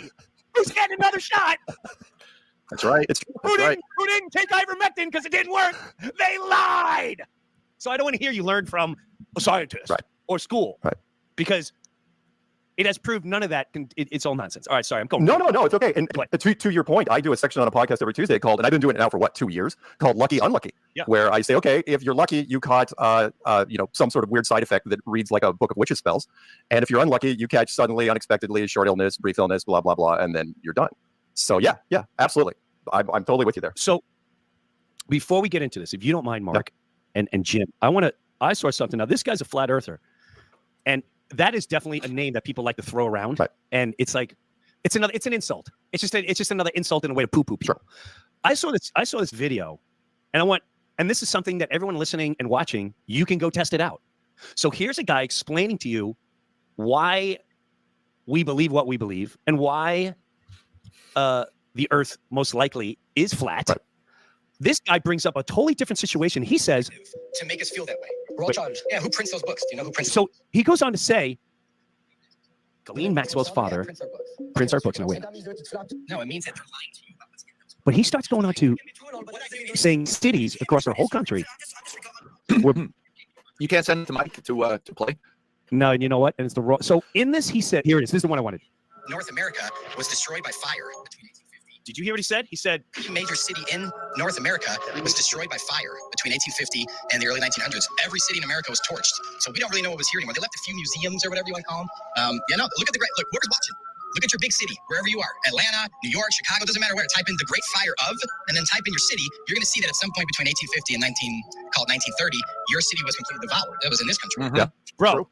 I think he's talking to, I think that was Hibbler, Rose, but I'm not sure, because Hibbler's coming out with the Sean Hibbler's guy. He's coming up with a new documentary that's not flat Earth. It's about, I guess, let's call it Antiquitech mud flood stuff. I'm pretty sure that's who he was just playing. Interesting. I'm not the biggest fan of. I immediately. What, Rose? I'm not the hugest fan of the Tartarian antiquity. I know. but- You and I have talked to that. I think you and I talked privately about that, and you relayed that to me. It's like what I was saying about the multiple histories, Rose. I have like 7 different like stories about history in my head in these different narratives, and that's why I'm so like glitched out on history, because it's so nuts when you really get into it, where I don't like believe any of it, which is probably why I love Flat Earth so much, because it's about like the world I live in right now. Like I go outside and I look at the sky and I'm like, oh, there's the sun. It's right there. There's the moon. And I can go and be like, oh, okay, like this is the ground and it's not moving and I'm not fucking spinning and everything's not crazy. And I didn't evolve over billions of years. I live in a place that was like made for me. And I could like discover the world that I'm in. And that's the thing about history, because it's all about who do you trust? Where do you get the information from? Who lied? It's probably one of the reasons, the way my personality is, why I'm so keen on the FE topic, because it's like the world that I live in, not like Right. stories about stuff. Definitely. Immediately, It always makes it's more just like sense all of you are going to associate immediately. things with the natural world. What was that? That's how you stay grounded, is by associating, aligning things to the natural world, seeing if there's any connection to the natural world to determine whether or not there's merit to it. Right. Immediately go. I looked up Milwaukee, the Great Fire of completely almost entirely wiped out. St. Louis. I started doing Kalamazoo. I went in a hole for 40 minutes looking up obscure cities. Why do we not know this? Yeah. How Bro. do we not know this? Yeah. Now, here's another one you could look up is the World's Fairs, right? Yes. The World's Fairs. If you look up, Chicago World's Fair, whatever, all these World's Fairs that were like in the 1800s, seems around the 1800s. So Rose, I'm going to make a confession here about this guy, this like Long Island guy here, the Q-Tard guy. He's the kind of truther that I'm not so keen on. Like his flavor of truther, I don't vibe with them much. He's parroting reels from Instagram. And I will admit that maybe I am partially responsible for contributing to this problem, because we did do an episode on the World's Fair, episode 273, but we were just posing the question and people took it, ran with it like it was a proven fact. And after that episode came out, we actually found proof of that there was a very good explanation for a lot of the questions, especially things like the San Francisco, what was it, the Museum of Arts or the Library of Arts, where it actually was rebuilt and there's actual footage of it. And you can go to all these archives and see exactly how things were built and how they were taken down. And there's no mystery whatsoever. People like to say, oh, horse and buggy this, horse and buggy that, it couldn't have been done. And they're completely disregarding other forms of technology, which did in fact exist at the time, which could explain how things were built, such as mobile brick making stations, as well as steam technology, as well as creating little canals of water to put little boats on in order to transport things very efficiently. And there's all documented photographs and video of all of this. All you have to do is look. It's funny. Remember Iwaranon? Yeah. He just came out with a new video yesterday or 2 days ago. It was his first video in months. And he said the exact same thing you just said. And he retracted all the shit he said before. And he just made the exact same point you did. Rose, that's good. You're going to make a lot of people angry with that. You understand that. It's kind of cool that you don't care, but you realize that's going to trigger lots of people, right? Yeah, I'm already used to it. All they have to do is go back. We're even though we're about to release episode like 575, or no, wait, we're releasing 574 tomorrow. But if you go all the way back to episode 444, we had Woody and Iwaranon on the show to explain his entire process of creating the Lost History of Flat Earth video, which is still viral-esque, being shared around left and right. Meanwhile, everyone who watches it doesn't realize that the creator of the video admits that he made a mistake and that he wasn't aware that his theories were incorrect. So it would have been better if he made that video just about flat Earth by itself. But at the time, he really felt that the Tartaria stuff was legitimate. Unfortunately, since then, he found new information to explain what he was seeing that didn't make sense before. All right, yeah. Let me continue. Sorry. But yeah, this guy, this Long Island, like cute-tard guy, he seems like nice guy, but he seems very surface level. Like he just, okay, so this is the kind of truther that this guy reminds me of. It's like the paradigm is still the same, right? So it's like history was as presented and the universe is as presented, and probably, I don't know, Elon Musk is like a super genius to this guy, and he bought Twitter and saved free speech. But, and like, Trump's going to like come back and save everybody and drain the swamp and be the white hat. But he still kind of knows that there's like bad actors, the elite people, Klaus Schwab and all these assholes. Like so this guy's the truther where the paradigm is still what it is.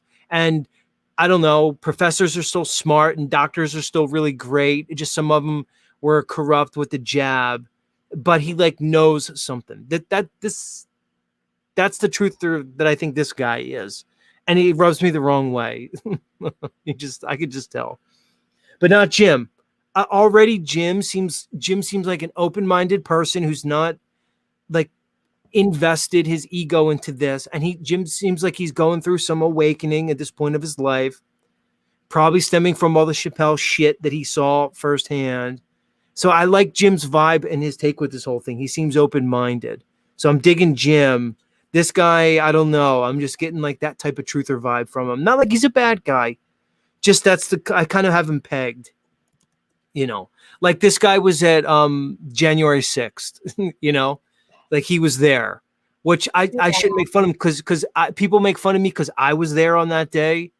Rose, I don't know if you and I've talked about that I was there at the Capitol. Mm-hmm. And I remember when I said this the first time, like, all these people called me a shill because I was there and I'm like a counter agent. I'm like, yeah, it could be that. Or there was like over 100,000 people there.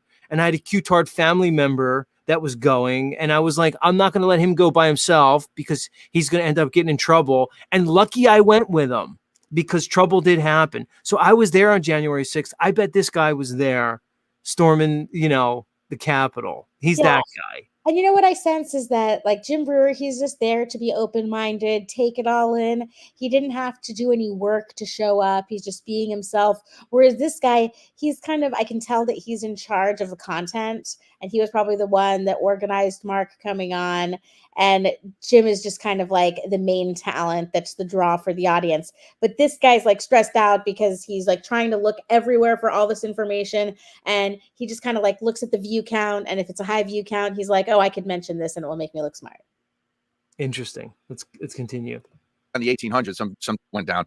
They had these colossal buildings that they said, well, we just built this for the World's Fair. Really? You built like, it looks like Rome. It looks like, right.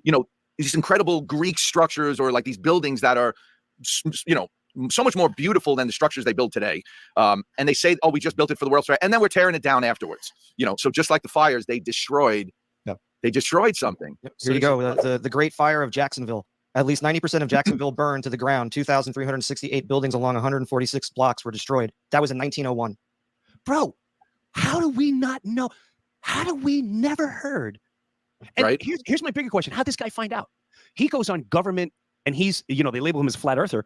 When I came off of JFK, I just came back from a flight and I landed, for the Paramount. And when I landed at JFK, they have a flat earth symbol. Yeah. No, a huge map as you come out the exit and you're going down the spiral staircase. You have to look at it. Yeah. And it's an ice wall around the perimeters and it's a flat earth. And it's also in New York City. I think it's in Grand Central Station. Dallas. It's in one of those stations. Dallas too. Yes, it's in a lot of places. Yeah. So isn't that also the new, what is it? United Nations symbol. It's the UN flag, and it's also it's officially called the azimuthal equidistant map. But yeah, it's all the same thing, and that's so the UN can use it as their flag, and it's totally legit. But if we say, oh no, it's what the map we use in our community, and they'll go, no, you're crazy. It's like, really? It's the same map. And by the way, the UN flag, real quick, there's a continent that's missing on the UN flag, and which is Antarctica. An entire continent is not on the UN flag, and instead is replaced by these giant spiky Greco-Roman wreaths on the outside. It's like, wow, that's kind of interesting. I mean, Antarctica is at least as big as Australia, at the bare minimum, if you believe what science tells you, but it's not there. Although I have to say, I don't trust the UN, anything about it. They want to be, they want the United States to be under their control. No, thank you. Right. We know. So. But what do you think, Mark? Yeah. When did you? Rose, the Q thing, fucking, it really gets on my nerves. The Q thing makes my skin crawl anymore, and that's just where I am because he's like, because America's great and the Constitution and the protected rights, and like he's still in his mind has this whole idea of like America and the U.S. Like that's what I was trying to say about this guy, like the level of trutheism. Like he still thinks like the founding fathers were like these great guys and these rebels, and he just doesn't get it, bro. Whatever. That's my opinion. He doesn't see the long game over millennia and the construct that we're in. He thinks that there's like still loopholes and that there's like saviors in the celebrity world. So he's just another level of the journey. He'll catch up. Yeah, well said. Because I don't like the bags on my eyes. They really bother me. So that gave me an excuse to be like, hey, we're going bunker, put on the glasses. When did you start? When did you start diving into this? 2014, after I had run out of every other conspiracy I could think of. That was when I started. Because I never got married. And if you're a tech guy, if you're into tech, you are on the internet a lot. And you go down a lot of different rabbit holes. And I'd run out of rabbit holes. And finally, it's like, okay, I'm not getting any younger. Let's look at this flat Earth piece of crap. Right? I hated flat Earth. Absolutely hated it. Everybody that gets into so did I. Yeah, I know one of my friends, David Weiss from DITRH. He used to ban people that would bring it up in chat forever, like lifetime bans. He'd be like, banned. You bring up flat Earth, banned. And I looked at it and I thought, okay, I can shoot this thing down in a weekend. And that weekend turned into a month, which turned into 9 months. And then finally, at the beginning of 2015, I just asked the internet for help. I made a series of videos called Flat Earth Clues, and I said, okay, I can't prove the globe in a court of law anymore. I didn't even like saying the word flat Earth. And I put it out there with all my contact information, which is a smart thing to do. Put all your contact information on every video you make, and waited for the shoe to drop, and it never did. I had people immediately start contacting me, military people, saying, "Okay, it's not that nuts. Here's why." It's like, what? What? No, all right. When you say like a military person, like who's reaching? Oh, good lord! Like someone you know? No, complete strangers. Were contacting me. The first guy was a guy named Sean McCrary. He was a Sparrow missile system instructor for the United States Navy. He was the very first guy, and he goes, I want to go public with this. I want to talk about this. He goes, we do not account for curvature or the spin of the Earth in any of our firing solutions for missiles. And I go, you really want to go public for this? He goes, yep, I do. And I think I mentioned to you briefly when we were talking last week or a couple days ago, where I said when we did that podcast with him, the DoD was pinging our server nonstop. Not because of flat Earth, but because he was a missile system instructor. And they're like, oh, please, God, don't let him tell us how to compromise the missile system. And then a sub guy contacted me, a retired master gunner, tank commander, howitzers, just about all branches of the service. And then air traffic controllers, pilots, everybody except aerospace contacted me. And they all kept adding the same thing. It's like, yeah, it's not nuts. Look into this, little mini deep throat things. So because I'm, like I said, the more I look into it, and the water thing really hit me. Water lays flat. Meaning water always lays flat. And water, no matter what, if you turn it, whatever, it always looks for a flat, it flattens its surface. Yeah. So, if we're on a ball, how's the water just not going, either fall off or whatever. And then people say, well, gravity. Right. Other people say that. And they didn't know what they're talking about. And for your listeners, another thing which I just thought of, which is, look, find me curved ice anywhere. When water lays perfectly flat and it freezes, it's absolutely tabletop flat, hence ice skating, right? No, there is no curved ice anywhere. I mean, yeah, you can there's no like today at the roller rink, we'll be at the ice ball. Maybe you can do a couple circles around the ball. Yeah. You're right. Yeah. There's no such thing as ice forming in a circle. Yeah. It forms flat unless you purposely make it like in a tray or something. Yeah, but have you ever seen these videos in like where they say they're out in space and they'll have a drop of water, right? And they'll float it by. Like in the absence of gravity. Like I said, Q-tarded as fuck. Wow. Remember the fake NASA stuff on the ISS when water makes a ball in no gravity? This guy has a long way to go. And Rose, this guy's never going to get there. He's going to stay on his Q and his this and that, and he's going to be baby truther for life. It would have been better if he wasn't here. Jim, next time, just have Mark on. Don't bring this Jimmy Shaka on, even though he's your buddy. He's too cute-hearted. I can't take it. A blob of water does become a circle. But that's water tension, and you can only use that for a certain size of water, and then it starts getting all wobbly. It's really, really tough to hold. Mark, you forgot to tell him it's in space that CGI that can't exist because it violates all laws of physics. into a sphere. By the way, our community doesn't even use circle; we use a ball or sphere or globe. But yeah, you're absolutely right. In fact, little thing I learned years ago, which was when they make buckshot for shotguns, you know how they do it? They drop it. They drop lead from a certain height, and on its way down, with the tension, it forms into tiny little balls on the way down, and then it cools. It drops in the water. It cools literally on the way down. By the time it hits the bottom, it's cooled. Anyway, when people try to discourse about this topic with me, and they bring up like raindrops and bubbles, it's still to me. I just go, okay, where do we go with you now? So because a bubble exists, that means you live in an impossible globe. Or I go, oh, because you saw a picture from the ISS where there's supposedly no gravity, and that's where we're gonna go with this.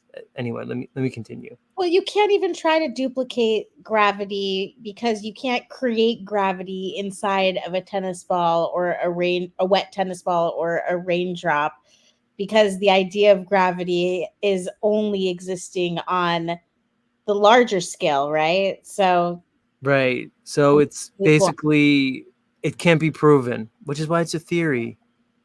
Because there's no way to demonstrate it. You can't test it. There's no experiment to show gravity. It's just, it's something that somebody said because they had to get you to think that you live on like an impossibility, like an impossible ball. Yeah. Because they need gravity. Without gravity, it all falls apart for them. So they have to have it. Yeah, and even by mainstream standards, gravity is not a magical force. It's an effect that they're just trying to explain. Right. Yeah. More or less.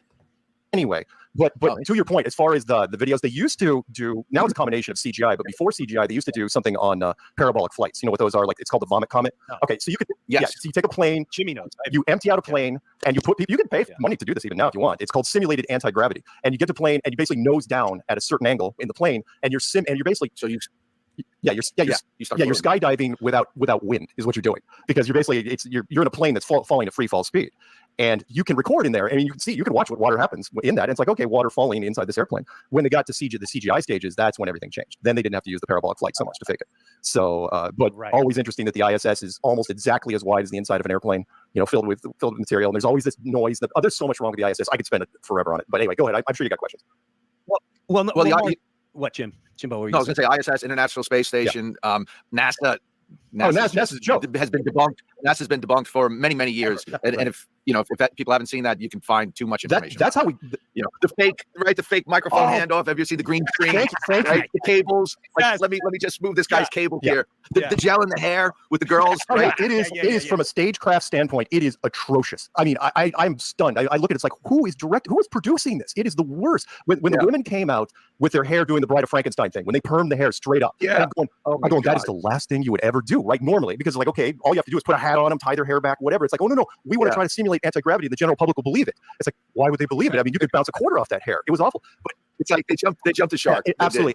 But it even bypasses the one part about that was clever, which was it completely blew past the whole point, which is nobody should have hair in an ISS at all because of the air filtration system. Nobody should have hair. They should absolutely be shaved. I mean, eyebrows, the whole 9 yards. It should be like a swimming pool, a public pool where like women had to wear hair nets back in the day. I think they still do.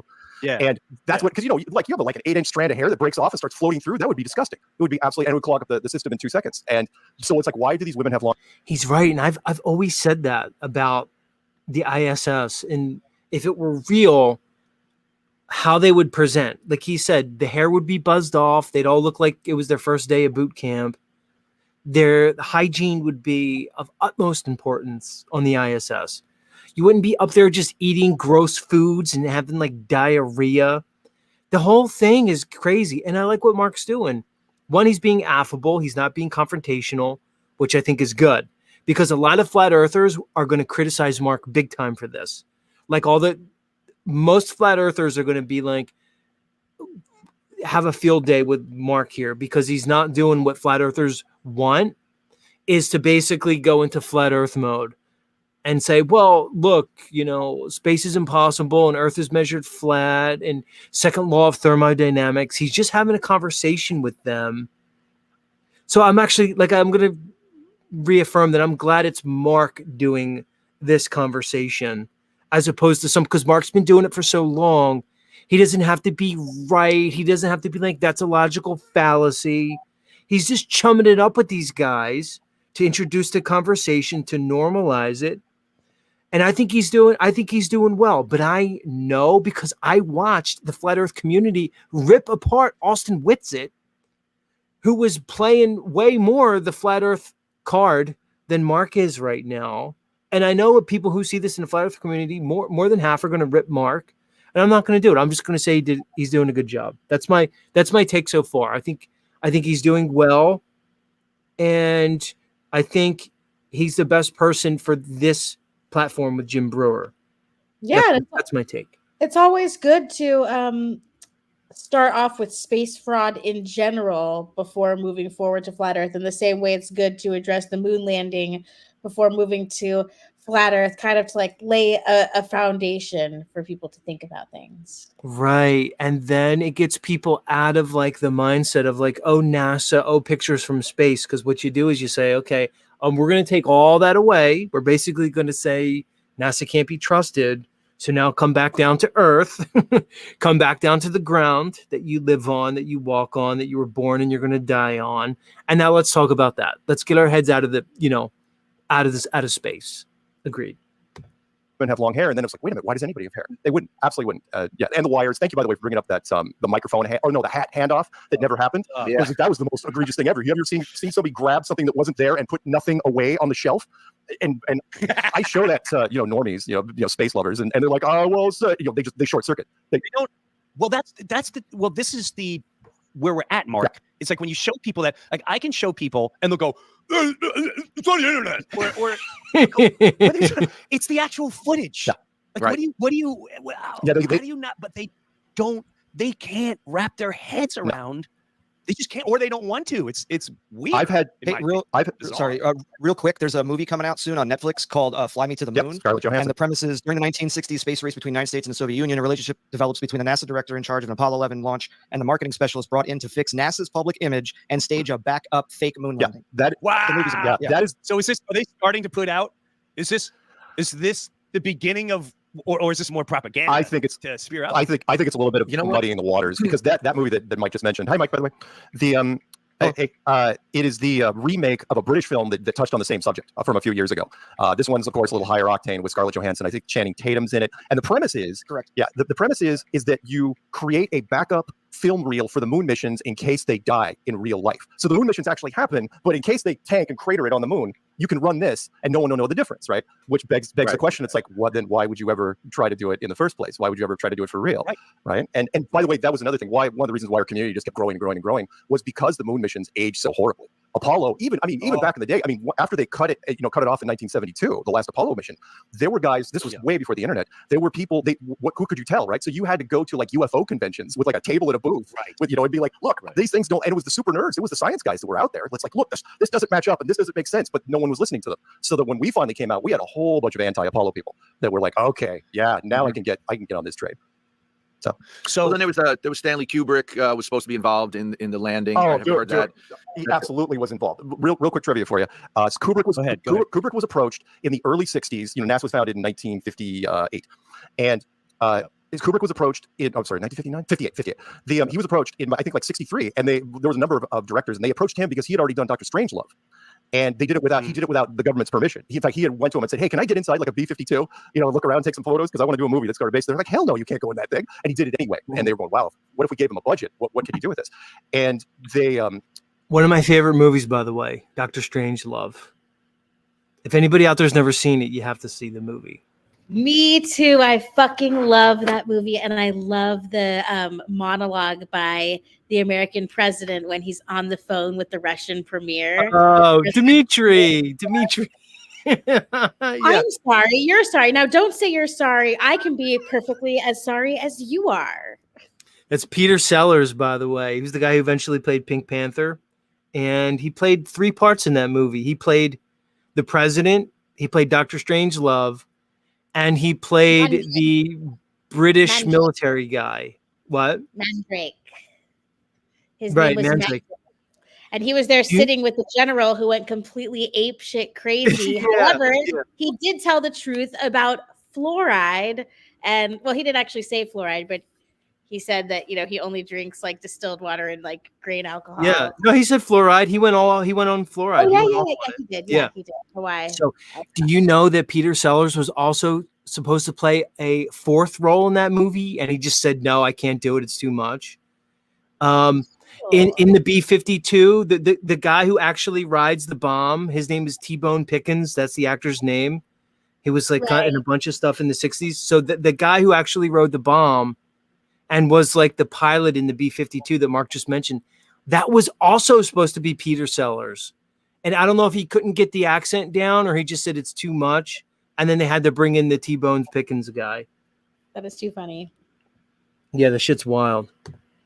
The story, and you probably already know this, Jimmy, which is he was sworn to secrecy, of course, but then he made his big 2001. Well, he did yeah, of course. It's 5 years. He did okay. What can you fake on film? So he made 2001: A Space Odyssey, which is absolutely gorgeous to this day. You play that thing on Blu-ray; it is freaking flawless. They release it in. And if you go ahead, I was going to say, if you look at it, it's almost like the model for what they did with space, because that was before we allegedly went to space, right?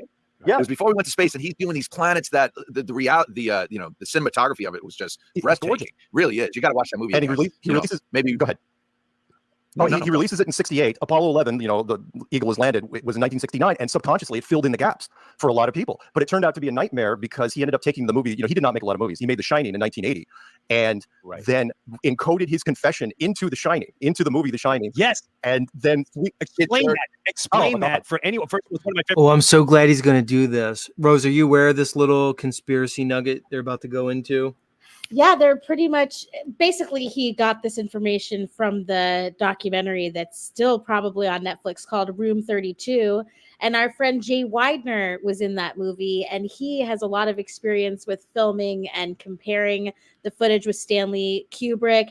And then Jay Weidner has also done a lot of work on the cathedrals and the work of Fulcanelli. But anyway, I'm digressing. Nice.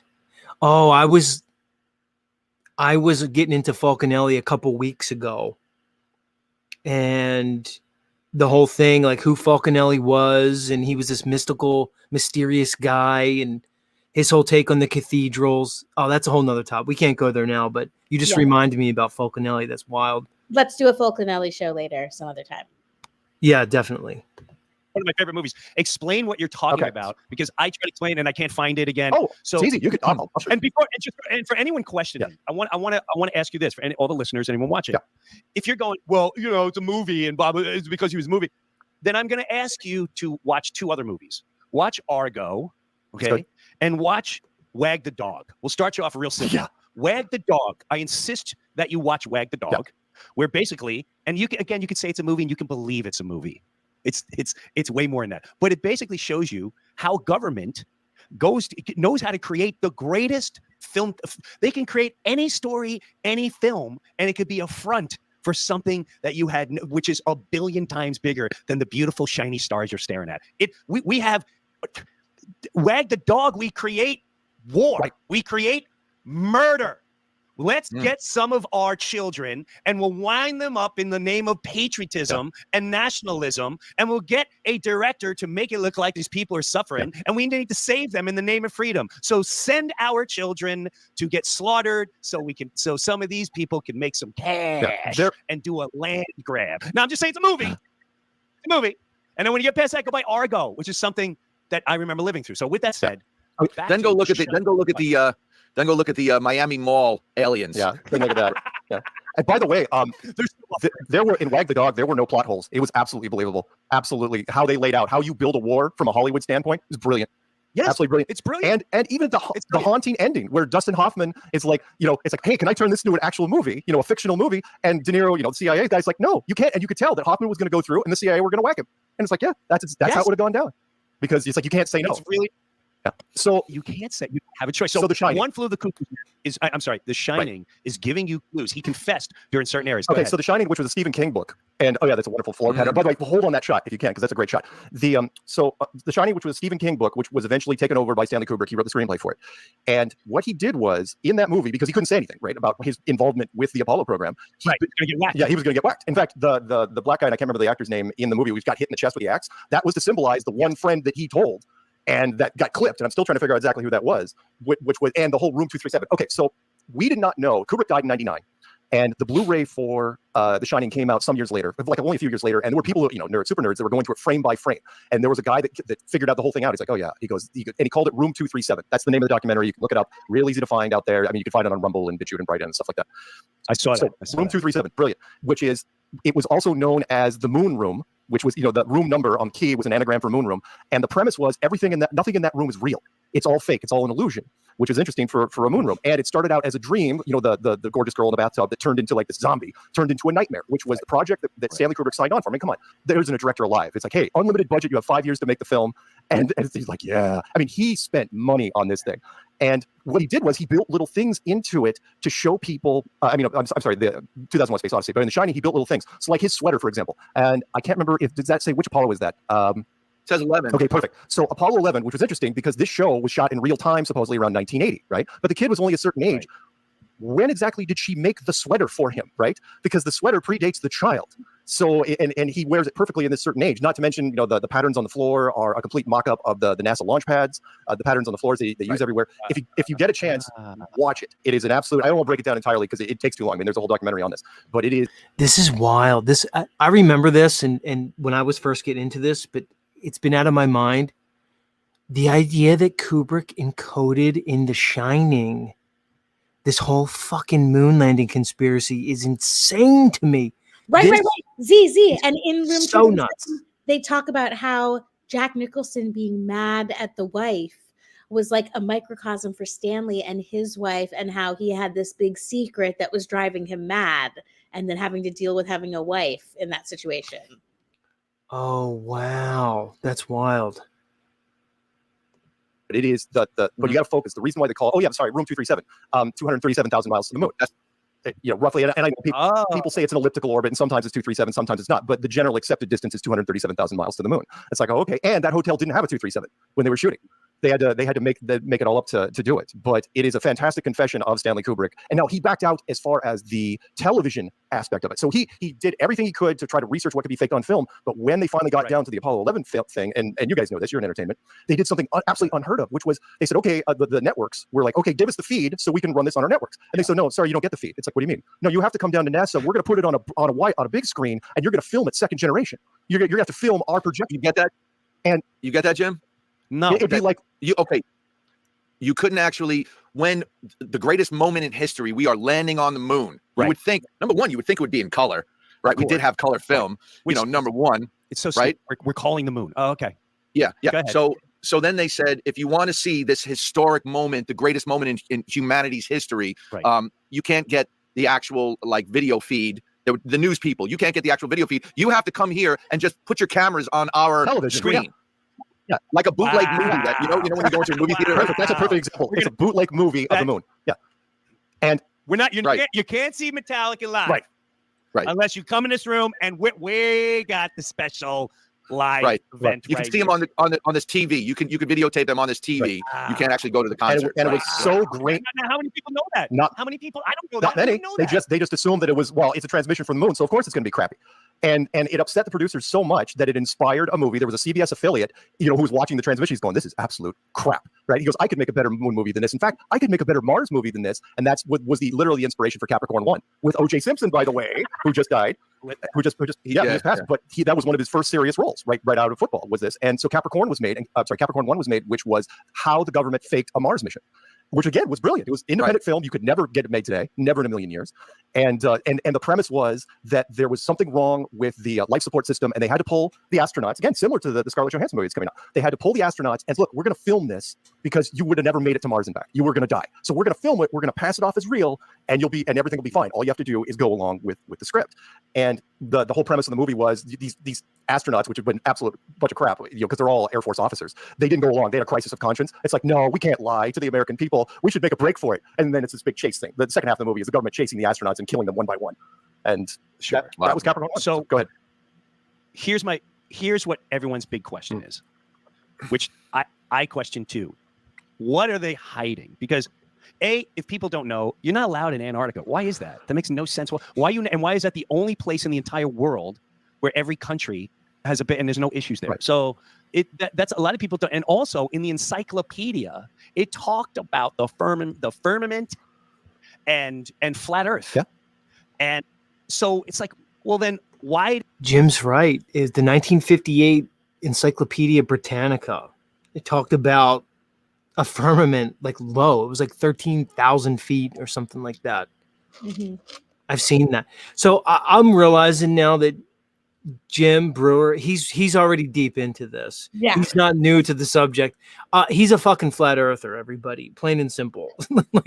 Yeah. That was really clear to me from the very get-go of this interview, especially since we knew that he's already talked to Alex. He loves the music. He's been on our side ever since that Once you see the stand-up, you'll know he was already on our side. Yeah, I'm definitely going to. You said it's called Somebody Had to Say It.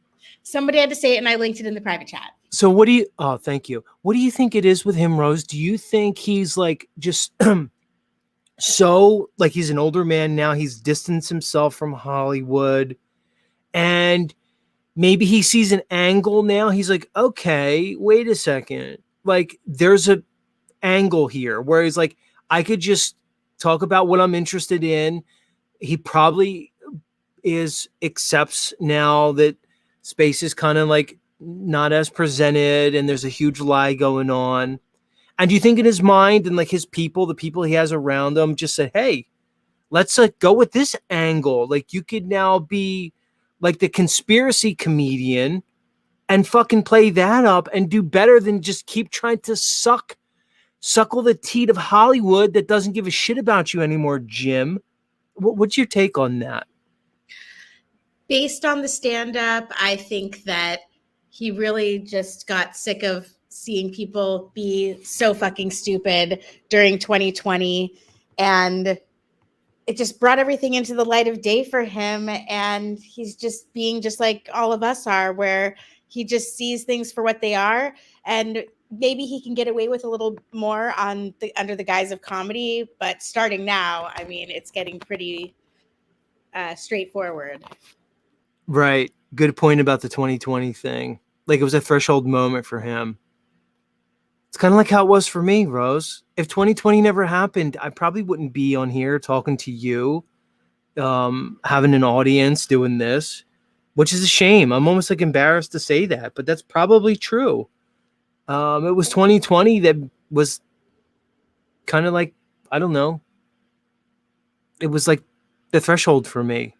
It's so interesting. Yeah, if that hadn't happened, then he would still probably be beholden to executives to a certain degree. But since everything went to shit, he now has his own podcast. Everyone has podcasts, and everyone's, competitively truthing. And it really does seem like it's kind of revelation of the method. Everything is coming out into the light of day. So the real question is going to be, now that everything is coming out into the light of day, what is humanity going to do about it? Are they just going to be aware of the fact that we are going into the proverbial digital hellhole of iron-fisted control? Or will we use this knowledge to step away from these systems, recognize the propaganda, and try to build something new and separate that will help humanity to grow in the way that it is intended? So who knows what will happen? Yep. They did the Globe come out after this big Antarctica treaty? No. Do you know? So you can look in. I mean, you could go into Google and type in ancient cosmology, and click on images, and you'll see just a wall of the same thing. Every freaking culture, and I don't care what the nerds say about the Greeks. Screw the Greeks. Everybody drew the same thing, which was some sort of snow globe, because that's what it looked like, right? Stars curve over the sky, and so everybody drew basically a snow globe. Sometime about 500 years ago, yeah, he's probably going to pull that up. Yeah, there you go. Everybody drew the same thing. It's not a coincidence that every culture drew the same thing. Everybody thought that it was basically a snow globe. And then about 500 years ago, remember back 500 years ago, most people couldn't read and write anyway. They introduced this globe model. Now, part of me thinks that the globe model was introduced by, of course, the authority, the powers that be. But even then, they weren't sure. But they weren't. One thing I've learned about people in power is they don't take chances, which is like, okay, let's roll this thing out. And it's easy. Again, you don't have to read or write to understand the globe. You just show it to people. It's the only thing, by the way, we debunk the children. We put it in the kindergarten classroom. We make a statement first week of class. It's like, we used to think it was a flat, but now we think it's a globe. Put it in underneath the flag, and 12 years later, your brain is cooked. Right. So, but what happens is once the globe was introduced, they still didn't know for sure. And the premise of how we got into it was, again, the Antarctic Treaty, which was you didn't have the technology to figure it out until almost 1960. Meaning you didn't, until the internal combustion engine was built, until you had pressurized airplanes, you didn't have the tech to figure out what this world was. I mean, you had wooden ships, you had horses, you had trains. That's all you had. Antarctica, it was worthless. So and that's exactly what we did. All the moves that our government was doing back in the 1950s kind of went along with that, which was we just researched. The Navy was out there constantly since the late 1920s, all the way until 1955, 56, Operation Deep Freeze, which is where I figured out, it's like, oh yeah, that's when they pretty much had it locked down. And that's when everything changed, was around 1960. In 1959, the Van Allen radiation belts were announced up above that said you can't do space travel because it's super deadly. That didn't age well. And then the Antarctic Treaty was put in, which says no corporation can set up shop in Antarctica forever. And if you know anything about treaties, we've broken every treaty. I mean, treaties were meant to be broken. Ask the American Indians. But anyway, go ahead. Right. No, so corporation. You just said something else that's interesting. Corporations can't set up shop. Governments can set up shop. The military can set up shop. In fact, there's only 5,000 people at any given time in Antarctica, and they're almost all military or military related or military adjacent. And why have you? And Jimbo, you say Jimbo. Have you ever seen the Fitbit videos? Oh, I got what's Fitbit? Okay. Oh, please, can I do this one? Okay, so actually, this video is on my channel. I could send it to somebody if you want, which is great. So some years ago, when the Fitbit came out, right, everyone was really pumped about it, because there's this new technology. Oh, look what we can do with the Fitbit. And one of the side things of the Fitbit was it maps where you go. Right. So if you take a lap around Central Park, well, it makes this big rectangle around Central Park, and it goes wherever you go. Well, military guys were also wearing these Fitbits, and all of a sudden people, what they were doing was they were making it public knowledge. So it's like, look at all your Fitbit friends and see where they went, right? And all of a sudden you're looking at like places in the desert where there's no roads, and there's these big giant boxes and circles and structures where military guys were walking around with their Fitbits activated. And then for whatever reason, there were also a couple structures in Antarctica where there was no roads or airports or even anything. And it's like, yeah, and we're pointing, I'll send you the link. I'll put it on when you guys are talking. But of course, and of course, shortly after that, they turned off the Fitbit public tracking for everybody because it's, again, new technology. It's great. I don't understand. Jimbo, you speak. Yeah. Okay, so right. So what they had was they had a website. If you had a Fitbit, right? One of those Fitbit is kind of like a watch, but you could say, hey, you did this many steps today, and your heart rate is blah blah blah, right? Right. So these military guys, I guess for Christmas or whatever, they all got these Fitbits, right? That they just happen to be wearing. And there's a website where they had it down in Antarctica. These guys had it in Antarctica. So somebody had the idea of looking on the Fitbit website at Antarctica. Okay. And they looked at Antarctica on their Fitbit map. And it showed that there were thousands or hundreds or maybe thousands of these Fitbits.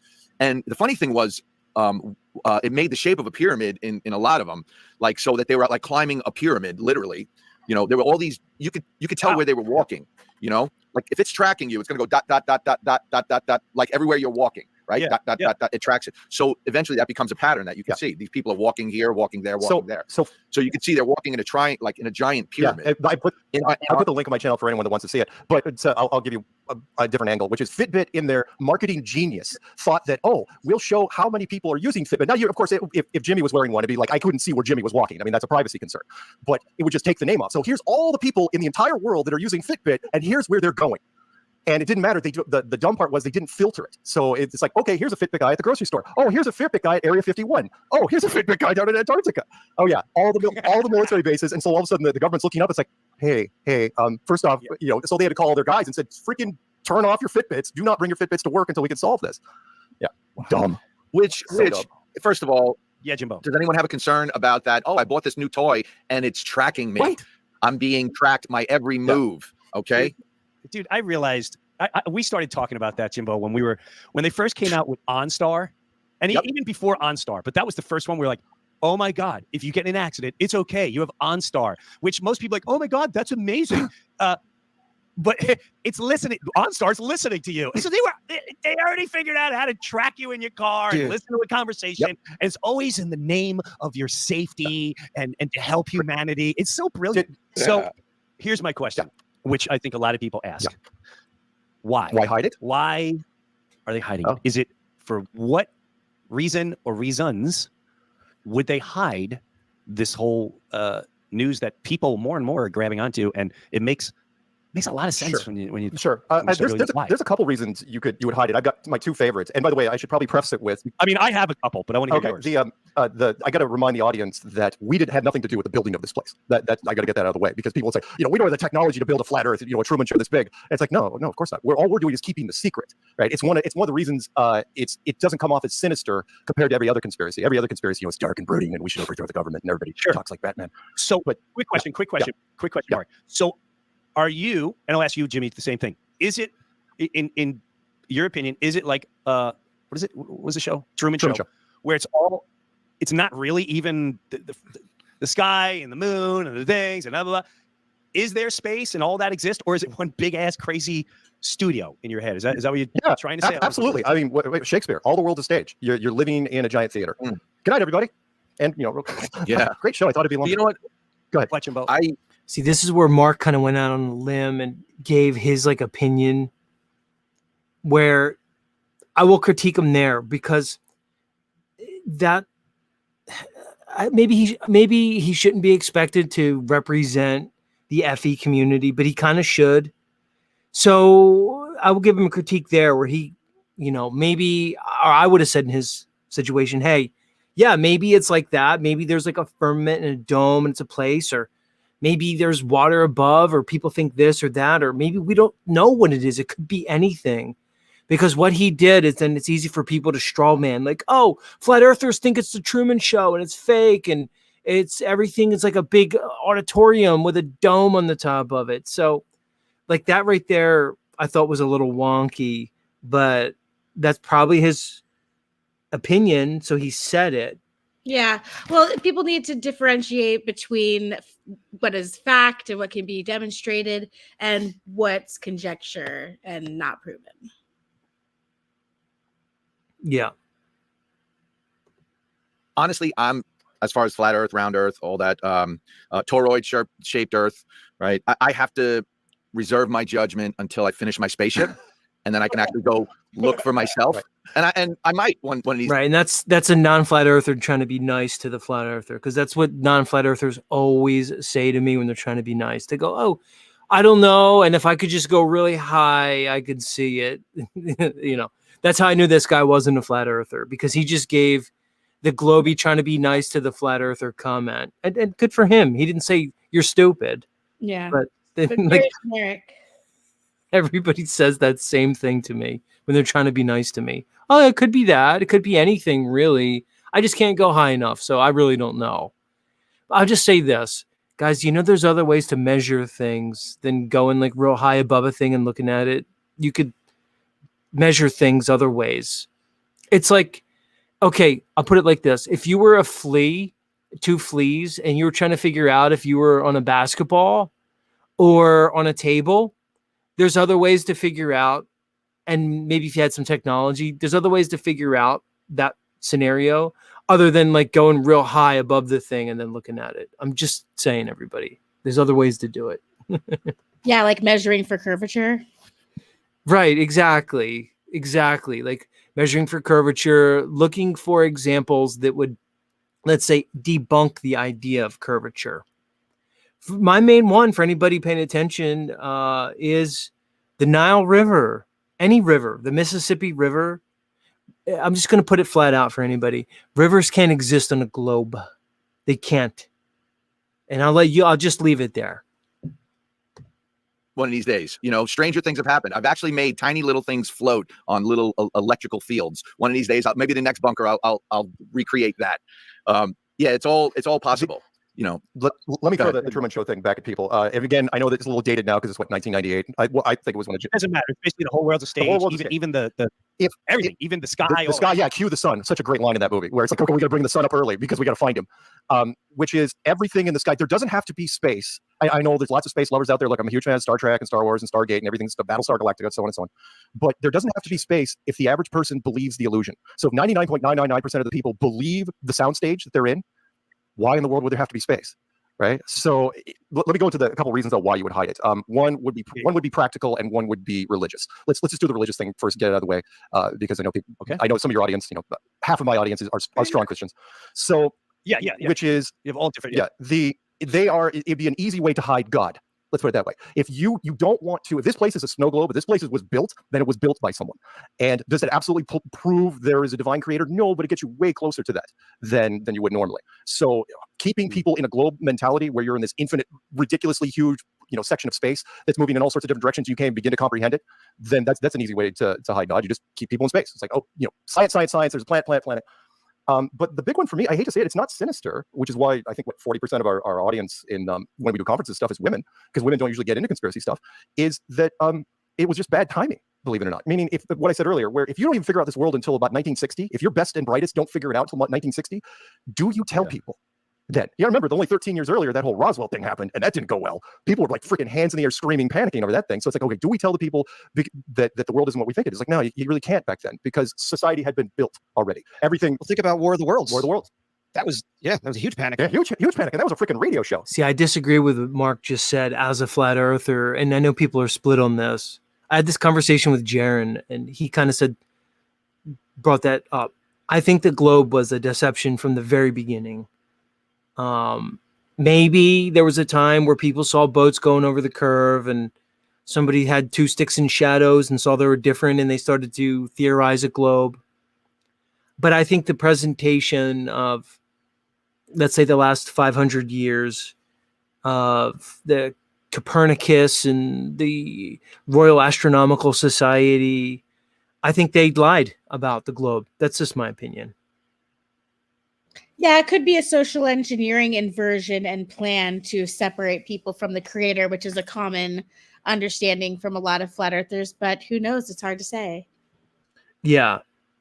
Because like the topic Mark just brought up was like, oh, maybe they really thought it was a globe. And then in 1960, when they started putting stuff up there, they figured, oh shit, it's not. I don't know. I think at some point somebody would have said, how do rivers exist? Or when the first radio transmission traveled 2,200 miles over the Atlantic, and they said, well, how could that happen on a globe? So I don't know. I'm less maybe gracious in my understanding of the controllers, but that could be my bias, Rose, because like I'm way into the fucking Masons and the Rosicrucians and the weird, mystical, spiritual inversion of this place and demonic forces. So I have a little bit more of, like, to use Mark's word, a sinister take on the globe versus flat earth thing. I don't think it was like an accident. And then they said, oh shit, how can we like now pull the rug out from under society and tell them, oh God, like no one's going to space. That's crazy. And we're not spinning. So I don't know. I have a little bit more of a dark view on the flat earth thing. I absolutely think that the people in the highest positions of power know full well what is possible for humanity. And I don't think it's possible to go to the moon, and they would have had to know that. They would never try without knowing first. Good point. Show got Orson Welles a nice little career. Yeah, but yeah, that was so. Go ahead. So along those lines, is it just a bunch of freaks constantly coming up with a new act and they get off on the act? Like that's what I'm saying. If because at one time you think, especially now, right, where you're starting to see footage that is just so ridiculous. If you're going to look me in the face and trying to convince me that's a real moon landing, I really can't take you seriously. I just can't take you seriously. If you're going to be vicious at the moment, like, oh, and you got nothing to back it but the footage you're showing me, then you're in trouble. So with that said, why there has to be a point in time where humanity goes, you know what? It's all no. Really? I mean, but is there land? You'd hope so, Jim. Jim, I thought that would happen. I don't know if that's going to happen because people love the illusion so much because they're being rewarded. So it benefits them to just play along in the fantasy. And we've gone so many generations that people don't even care about the fantasy versus reality. And again, this could be my bias, Rose, but I look at like 20-year-olds today, like Zoomers and Gen Alpha coming up, and I'm like, do you even care or even know the difference between like fantasy and reality? Because you're all caught up in your virtual reality. It's like they've pulled the wool over everybody's eyes so much, and they've given us such of our base needs met where everybody pretty much has shelter for the most part. Everybody pretty much has food and generally has healthcare. where people have just given up on even caring about a true thing versus a false thing. That's the crazy part. Yeah, there's like a statistical amount of people that are always going to figure things out, and they take that into consideration. And at best, they just let people figure things out because they know it's always going to be an overwhelmingly small minority, because using censorship, they can influence the majority of public opinion, and they're always going to maintain their power unless it breaks a certain threshold, which seems now to be almost impossible. But I think that anything is possible with word of mouth if people really take a grassroots approach to reaching out to the people around them in their immediate sphere of influence. Well, I don't know. Is there land that we don't know about that they're enjoying land? Is it to keep us over here and we're all just experiments? Let's try this toxic waste on them and let's see what works on them. Let's try, like, we're the lab rats of a whole different insane society that We could lives be a on farm. the ice wall. Are we a farm? Is it for money? Is it for slavery? Why? At this point, I think there's enough people that will start at least engaging in, like the way we started off the show. Who knows that our cities were burnt down? No, I heard like the Great Fire of, you hear like one city, but you don't hear every city in America. Yeah. And Right. like, what was going on back then? What was all that? And- So Go ahead, Jimmy. what, Jimbo? You know what? Another thing was, along with the fires back then, there was also, if you look up something called the mud flood, which is also very interesting. Please. The mud flood is basically in almost every city around the country, actually around the world. You'll see these buildings. You just had a visceral reaction. Well, here's the thing. Why did this guy just now? Okay, you have a flat earther on. Stick to the topic. Mark's not going to be on forever. Why is this guy going all over the map? I don't know. Because in this guy's mind, because he can get his mind around a mud flood, because you can still have a mud flood on a globe. Like this guy said, I don't know if it's a globe or flat. I can't go high enough. So he's obviously not a flat earther. Because in his world, he can still have space. He can still have his whole little organized worldview that he has that makes him feel comfortable. And he can still be like a super truther. And he can still have mud flood, but still have his world. So he's going to now go back to the thing that makes him like the ultimate truther. Go ahead. He's not a flat earther, so he doesn't have anything to say about it. So he's just treating this interview like, let's all just bring up the most random crazy shit that we can find on the internet 5 minutes before the show. Right. Exactly. Buildings that it looks like the ground floor is like half a window or half a doorway, and it's like, why would they build a window that goes into the ground? And then a lot of times they'll dig up for excavation and stuff. They'll dig up these buildings and they'll find there's like 3 floors, that go down. What's that? Underneath, they go down. Underneath, yeah. You can, if you just look up mud flood, you'll see all these pictures. It's fascinating. I've seen it in New York, here in Glen Cove. Well, they were saying that in Egypt. When I visited Egypt, they were still discovering things that were way underground, that were entire cities and roads and palaces. And like, yeah. And the guy would tell you, he's like, well, there were always floods. We're next to the Nile River. So they figured out when it's up. And anyway, I still, the fascination of why is this a big secret? Does it just, Rose, Mark's hand has to get tired holding that microphone up. If I ever interview Mark, that's the first thing I'm going to ask him. Why are you holding the microphone like that? Like Jim's holding the microphone, but he's gripping it low. It's obviously more comfortable. Mark holds basically his hand up to his mouth the whole time.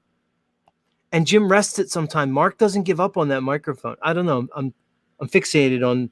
And what is that microphone? I always like it's round. He's had that microphone forever. Enough about that. Very interesting observation. What if it's not even his hand? How's that for a conspiracy? What if it's a microphone stand that's designed to stand? The stand is a hand. Stand's a hand. Handstand. Or what if it's somebody else's hand? What about that conspiracy, right? Like he has some kind of slave that's just there holding it for him because he's such a prima donna diva. He used to be in the fireworks, apparently, Mark. That was his thing when he was young. Did you ever hear that story? He's told that he started like a firework business where he would just make these bootleg fireworks, and he hired a bunch of people to do it, and he was making all this money. And the government like cracked down on him because it's totally illegal to do that. And Oh, no. I just think it's hilarious that he had like a firework business. Well, let me tell you something. I think that fireworks are absolutely amazing and so interesting to me that they figured out how to make the little chemical reactions do what they want it to do in such a pretty way. And also how they choreograph it with the music. Outstanding. It's too bad that he couldn't figure out how to behave himself in the firework business. Does it destroy all societies as we know it? Well, think about this. If you're the government's destroyed, you know. If you're the powers that be, if you're the authority, well, that's okay. If you're the authority, there's three things you have to look at. I'll rattle them off real fast. Which is, let's say you want to tell the people in 1960, right, that you're living in some sort of building. Academically, you would have to empty out libraries. I mean, not just astrophysics and astronomy, which would be gutted for knows how long. So it's a pain in the ass. Now we got to change our tax. That would be bad economically. All the world markets would have to suspend for a long time because you don't know what it means long term. But the big thing, of course, you would be giving the main 5 religious houses of the world, Hinduism, Buddhism, Judaism, Islam, Christianity, all simultaneous leverage against science that has been beating them over the head with textbooks for the last 5 centuries. And you're asking them to show restraint. That is a scary proposition because all of a sudden it's like, okay, so you were wrong about this really important thing. What else were you wrong about? How about like evolution and carbon dating and the Big Bang Theory and dark matter? And just it would never end. Science wouldn't be able to recover. So and science makes a lot of money. They make more money than any human being can ever make. It probably runs most governments and countries in the name of quote science. Right. Science makes a huge amount of money, and they get things wrong, and they never apologize. The fish, which I love, never apologize. I'm still waiting for acid rain. You didn't apologize about it. You said I was going to be frozen in the early 70s. The early 80s, I was going to be frozen. You lied. I want an apology. You said if you get the, you wouldn't get it. You lied to everyone's face. Why? Right. Yet we keep giving millions.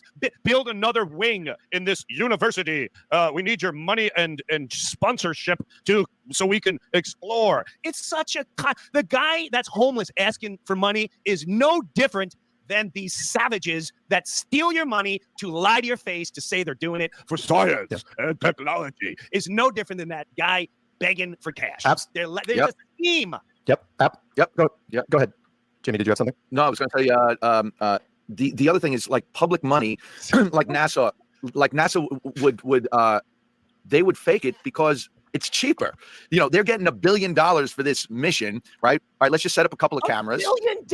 That's like, oh my God. Yeah. Well, again, the baby truth or Q guy like thinks it's like the money, like right? Oh, it's cheaper because governments are what we say they are, and money's what it says it is, and it actually has value, and it's not just bullshit fiat made by a bunch of people controlling. Like again, it's that Q baby truth.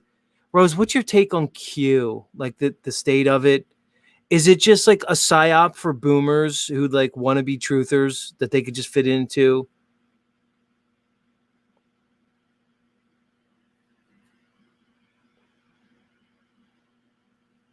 I don't know if you're there, Rose. If you're talking, you're muted. I don't know if you had to get up.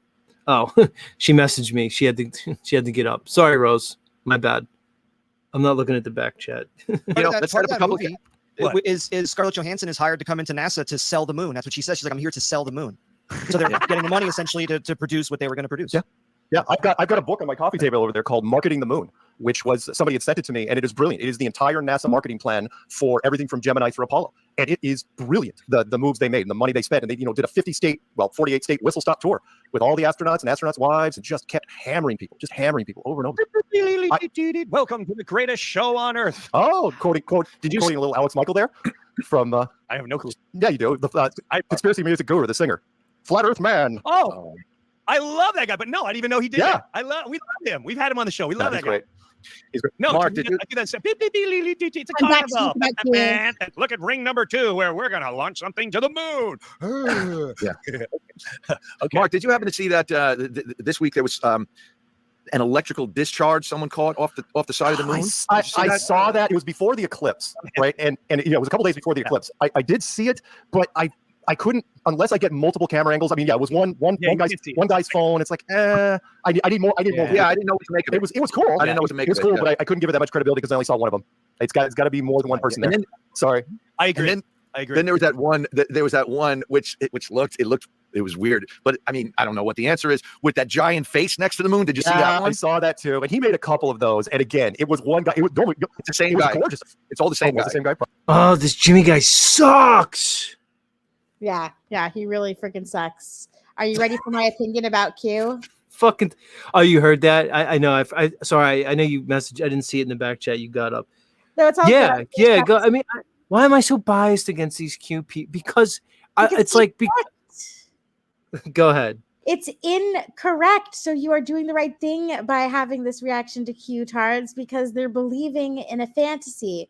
And since it's so intricate and seemingly involved with like computer AI sort of things where you could cross-reference things in different areas just to trip people out. So maybe there was some kind of computer program that helped them. I think it's a psychological operation to politicize certain kind of like principles so that like for example, with like the Democratic Party, like you could tell that they were that way because of the way they responded to the pandemic in certain ways.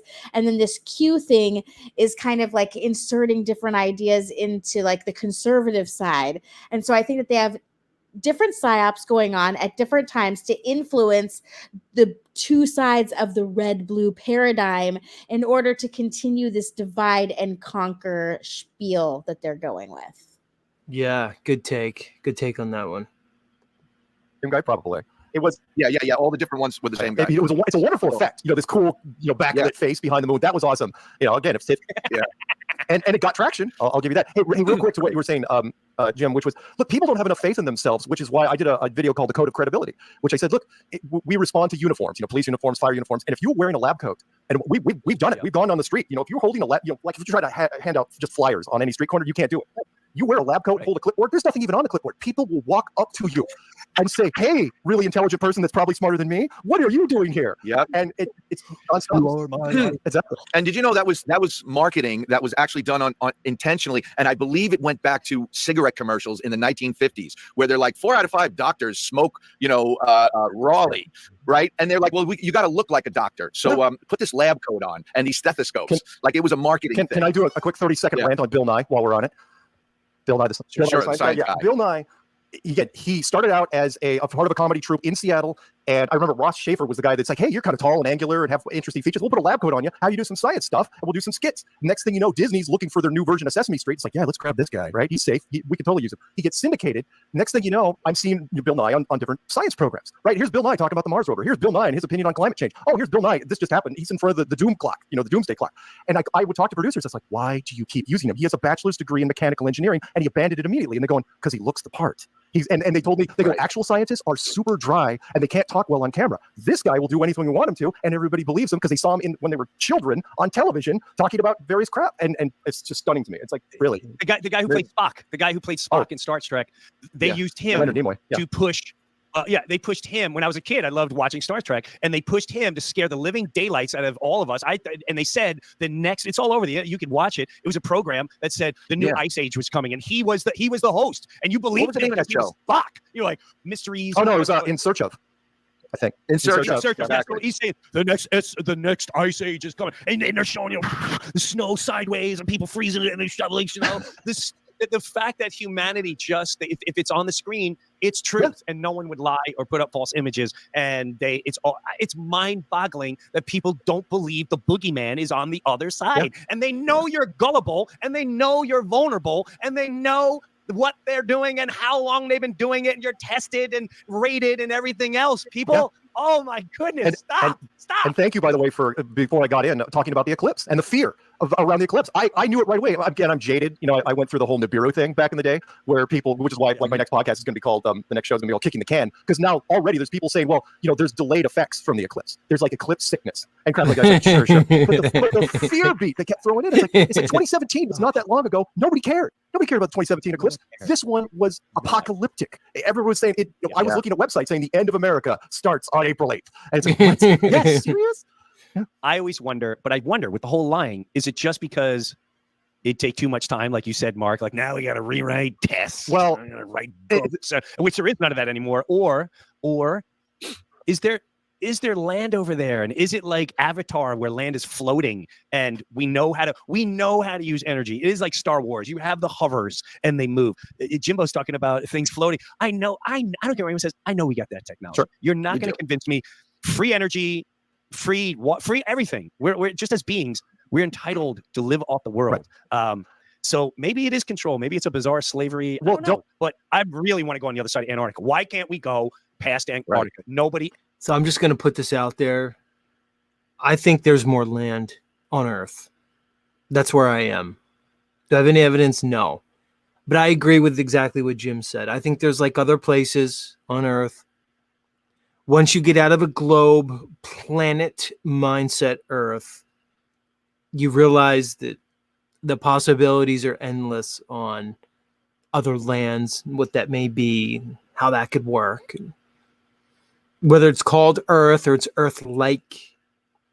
And I do think that the technology's there, and there's advanced technology that exists with sentient beings.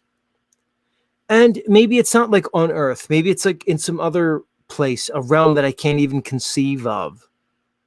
But I don't think like the computer is anything new. I don't think technology is a bunch of smart scientists inventing things.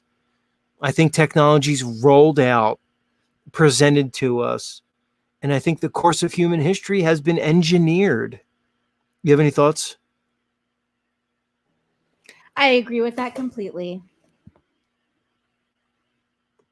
Nobody ever explains that. And to me, that should be the first major red flag if you don't believe or don't even want to look into flat Earth. Right. Why are you not allowed to go to Antarctica? It makes no sense. And why can't you go past it? What is the big deal? What is the big deal? To your first question, I probably should have brought this up earlier, which is you can't be the greatest authority if you're not.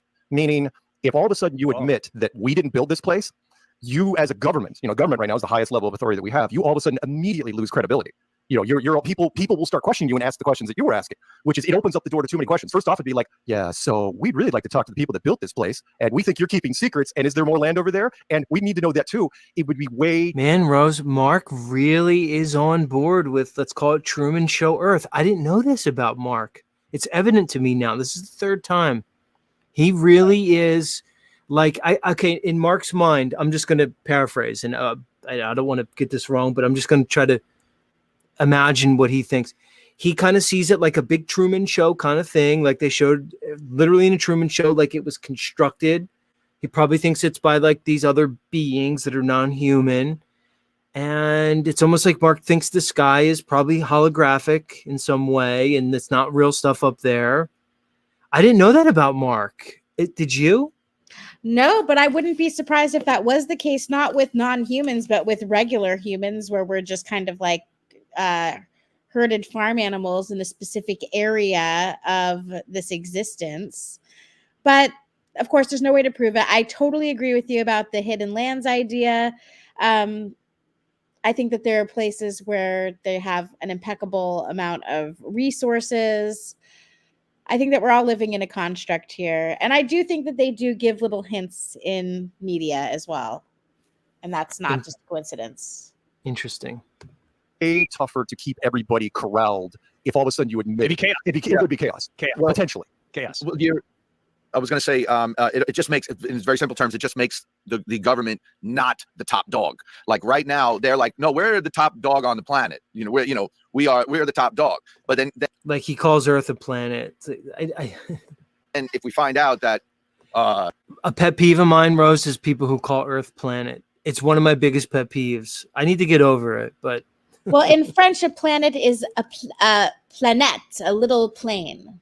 I know, but that's cope to me. I know. Dave says that too. Somebody else bigger than you built this place, or there are higher intelligences. Yeah. You know what I'm saying? All of a sudden they're not top. It's why the Air Force has never come out and said, really talked about UFOs at all, because you can't rule the skies if you don't rule the skies. You can't come out and say, oh yeah, there's some things flying around up there that could just beat the freaking brakes off of our stuff. You can never ever admit that, because it says you have some sort of vulnerability. So they'll tease every once in a while. It's like, oh look, here's a grainy UFO over here, and here's something out of focus over here, but they don't want to talk about it. And also No, the only concern, well, not the only concern, but one of the concerns I have with the whole concept of whether the Earth is flat or not is that, well, one time I had heard that it was one specific military guy that came up with the idea of, let's call it a flat Earth. And the reason was, we got to keep these guys off balance, meaning us, the people. So this is the flat Earth is a psyop thing. It's, a military guy like in 1972 said, let's keep. See, this is where I wish Mark was a little bit more, had the flat Earth hat on and not like the Mark personality hat on as a flat earther. This is where I wish Mark would be like, look, they were writing books in the mid 1800s talking about the impossibility of the globe. This is where I want to critique Mark a little bit, where it's like, maybe be less chummy with Jim and more wear the flat Earth hat because you're on a large platform. Am I wrong for saying that, Rose? No, I think that's a fair critique. Very fair. Let's have them arguing about everything other than the voting machines that we all still have in place that stole the last election. Oh, I can't stand him, Rose. Rose, I fucking can't stand this Q-tard moron. He's parroting. He just is parroting headlines of Q-tard websites. Well, it reminds me of my friend Kelsey's mom is a Q-tard, and she's always writing like, oh my gosh, like 1,500 words of just like seemingly schizophrenic. Right, like on Facebook. Yeah. The people who are into that shit, they really need to feel like they have a mission to save the children from pedophiles. It's like their main focus and why they feel so righteous. So I feel like that they're really getting a lot out of the Q psyop, because they feel like by just knowing about the Q psyop that somehow they're going to like save sex trafficked children. Right, exactly. And they can hang their hat. Like, this guy said the most triggering thing to me as a flat earther is, oh, is it possible it's just a psyop to keep us off the real important truths, like the fucking rigged voting machines? Like, this to me is where I wish Mark was a little bit more flat earth hat and less Mark the personality hat, trying to get along with him. This is where I wish Mark would be like, look, dude, like what you just said as a Q guy, I want you to really think about what you just said. How's this? Because not once has Mark said anything about, look, we can see too far. There's no evidence of curvature. Like, this is where Mark needs to put the FE hat on, and he's not doing it. Because, it would be, if this Jimmy Shocker guy wasn't there, then Mark, I think, would be playing it right. Like, just having the chummy conversation with Jim Brewer, who's already the flat earther. But now you're kind of being challenged, Mark. You're kind of being challenged by a Q-tard fucking moron, and you're not doing what I think you need to do. Okay, I'm getting emotional, Rose. I didn't want to go here. Take a deep breath. All right. That are probably going to steal this election if we're not paying attention to it. Blah blah blah blah blah. You know what I'm saying? Keep them arguing about anything other than. That's a power thing. That's a control. That's power and control. Are the demons? I call them demons, and they're in our government. Yeah. They're in every government. Even the military guys that contacted you, maybe it's all right. We got to push this agenda. Right, exactly. The military guy contacted Mark, so you can now call Mark a psyop. So here we are, an hour and 15 minutes in, and almost at the end.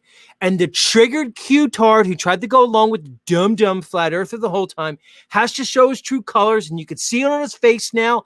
And now I'm pissed off, Rose. Now I'm pissed off. Sorry. Yeah, he's kind of like undermining the whole thing, especially in the end. He like let him say what he wanted in the beginning, and then right before the end, he's gonna probably like make certain statements that Mark won't even have enough time to defend or comment on. Exactly, because what he's basically insinuating is the government instituted, because this is the Q-tard, the narrative on Flat Earth, that the government inserted it in 2014 when Mark popped up and all the rest of the flat earthers in 2015 as a psyop to keep us off the real issue because Trump was coming in and blah, blah, blah.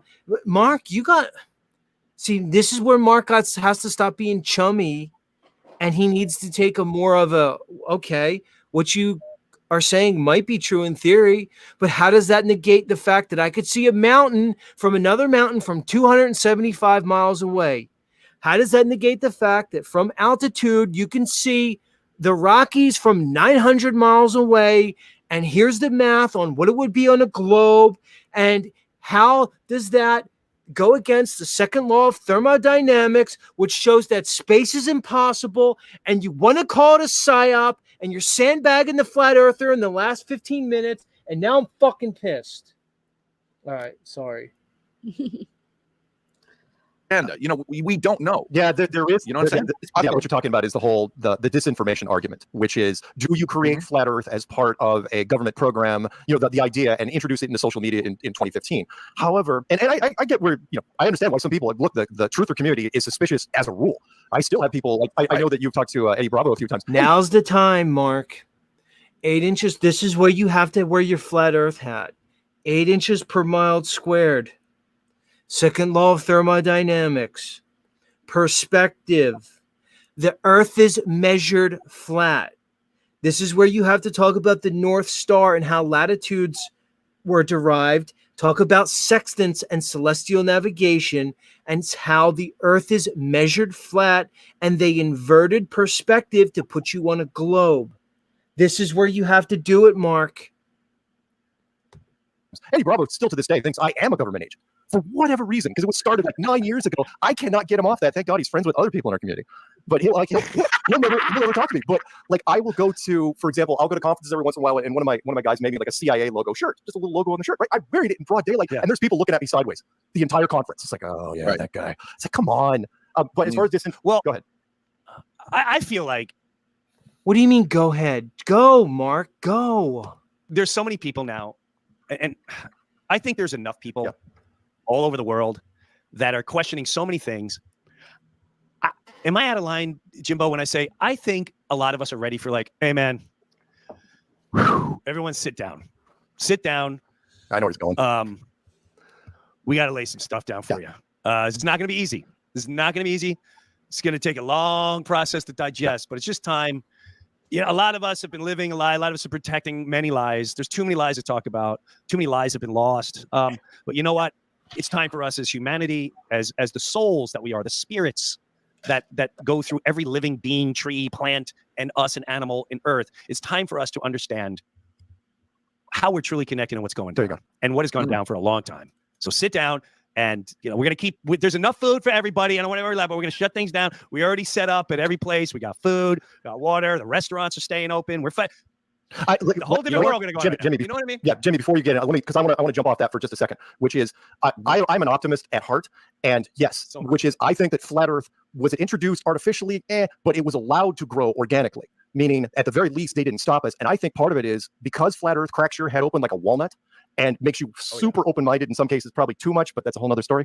Because of that, I think it was allowed to get out there in so many places now because something bigger is coming down the pipe. Like what Jim was saying, some big reveal. It's like, okay, what's bigger than flat Earth? I don't know. The existence of other civilizations, other lands, some divine power. Take your pick. But flat Earth is a gateway to something bigger and better, in my opinion. But again,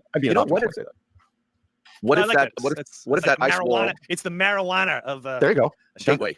People say that's the gateway to. No, but maybe I just thought of this just a second while you were talking, Mark. What if this ice wall is melting? So there's going to be free traffic. Ooh. Boats can just go wherever, and maybe there is land on the other side of the ice that now you can just row your boat. Sure. Holy shit! Or all of a sudden, another civilization has access to us, and maybe they don't have the rules that we do. Exactly. Right. Yeah. Exactly. Yeah. But if that goes down, like, we they got a whole going on there. Yeah. No, I just wanted to say. Jim, you asked if people are ready for the big sit down. I think we 100% are. I don't think we were 4 years ago. No way. We weren't 4 years ago. But how amazing is that? Talk about warp speed, Project Warp Speed. We are now ready. I really feel like we're all ready. There's enough of us out there. I think there's enough of us that are ready and that can take care of. And like you said, would people be freaked out if like things shut down? No, we went through COVID. We shut the world down. We were all fine. So. If they said, listen, we got to have a standstill here for a couple of days and we're going to talk about what the deal is. And how to move forward in peace and prosperity. Because if something like that went down and all it is fear-mongering, then we know it's like a whole big hoodwinkle thing. Yeah. Right. But it's got to be, hey, this is the way life's got to be from this moment. We messed up.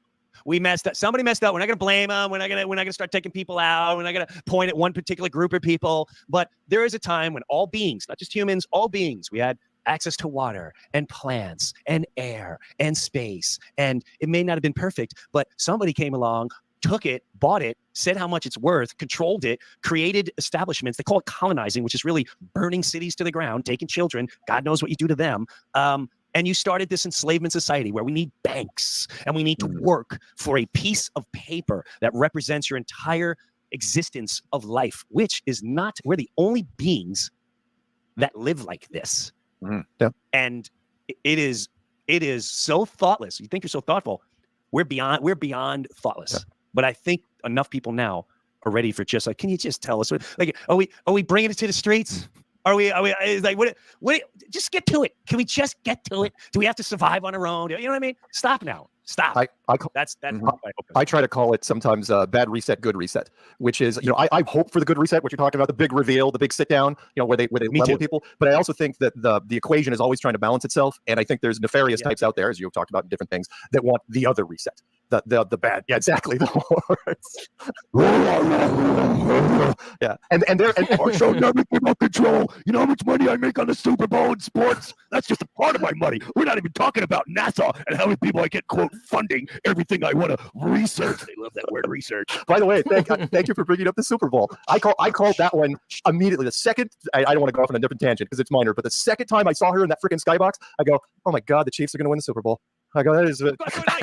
Who didn't see that coming? Should have placed the bet. She's dating the guy.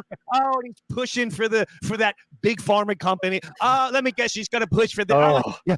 No, you have to be Sub-Zero to not see that. Yeah, that was so blatantly telegraphed. Oh my God, it was frustrating. It was comical. Awful. Freaking tough. It was frustrating. Still is frustrating. People going, I think it's amazing that she's dating the big family. Really? Yeah, the ex cheerleader and the jock. Yeah, that was a wasted opportunity. And I said that weeks beforehand. I go, if you really want to go all out, you have him at the podium, freaking give her the ring right then and there. But they weren't going to commit to that because it's not real. It's not real. Not actually happening. In fact, there was a story that came out just recently where he goes, I don't know how I got her. It's like, oh, dude. Yeah, whatever. Now for the record, Rose, do you think it's not real? Taylor Swift and Travis Kelce, like, do you think he's like not boning her, like they're saying, and they're like not together? Because Mark just conjectured that it was like a total farce. I don't know who the guy is, and I just, even if someone had a gun to my head, I wouldn't be able to comment because I just don't know anything about her or her life. Right. So I take a different approach than they just took. In my mind, I'm like, yeah, they're together. They're two morons. They're just, why wouldn't they be together? They're both in the system, like he said, doing commercials for like pharmaceutical companies and mega rich. And he's a big hunky football player and she's a superstar, Taylor Swift singer. So I'm like, yeah, like why would it be crazy to think that they're together, but also that it's still like a big story that they're trumping up? And I don't like positive statements like that to say like, oh, they're totally not together. And yeah, how could they be? And it's just a show. I guess see the world different, but I see the world probably more spiritual than these guys were here. In my mind, everything's mystical and magical and like spiritual and consciousness and vibrations and energy and entities and things like that. That's the world I see. And if you don't see the world like that, you're going to have probably a different perspective on a lot of these things where it's just everything's more material and guys in back smoky rooms making decisions. Like, Rose, I'm to the point now where I think Elon Musk might think that he's really like Elon Musk. Like many people be like, oh, he's just a puppet actor. And I think in his mind, he probably thinks he's going to have a colony on Mars. That's where I am because I think this is all spiritual from the very top, and there's people being played. Transhumanism agenda. Was that transhumanism? Yeah, I'm saying that he's an elitist. He doesn't need to be a puppet because he holds the same values. He's into the transhumanist agenda, and he wants to take humanity to some kind of constructed, superior level in his view. He hangs out with all the same people like Ray Kurzweil and all these like life extension consciousness Neuralink type interested people. So he doesn't even have to be a puppet because he holds the values that the puppeteers hold. Right. Agreed. My personal belief is that it's not built. That's just me. It's not built for whatever, meaning man-made built. What, this place? Earth. Oh, yeah, no. Earth, firmament. Well, not that good. In my head. Well, no, and that's why I was confused earlier. I'm like, it built. It's built. I'm thinking, man. Oh, no. I'm thinking human being. Okay. All right. As long as we're on the same. Yeah, Jim, thank you for saying that, Jim, because I was kind of the same confused. I'm so glad Jim just said that. Page. That's then. All right. Then we're all. Then we're all good. There We're all is. good. What, Jimbo? There are stories, or some people think that the moon is an artificial satellite. I don't know if you ever heard that, but if you look that up, like I heard that. There's stories. There was one story where supposedly they shot some probe at the moon, and when it hit the moon, the thing rang like a bell. And it rang for like an hour, right? That they could tell. Anyway, so which would suggest that it's hollow, right? Yeah, but it could also suggest I that will you can send a fucking probe. say anything.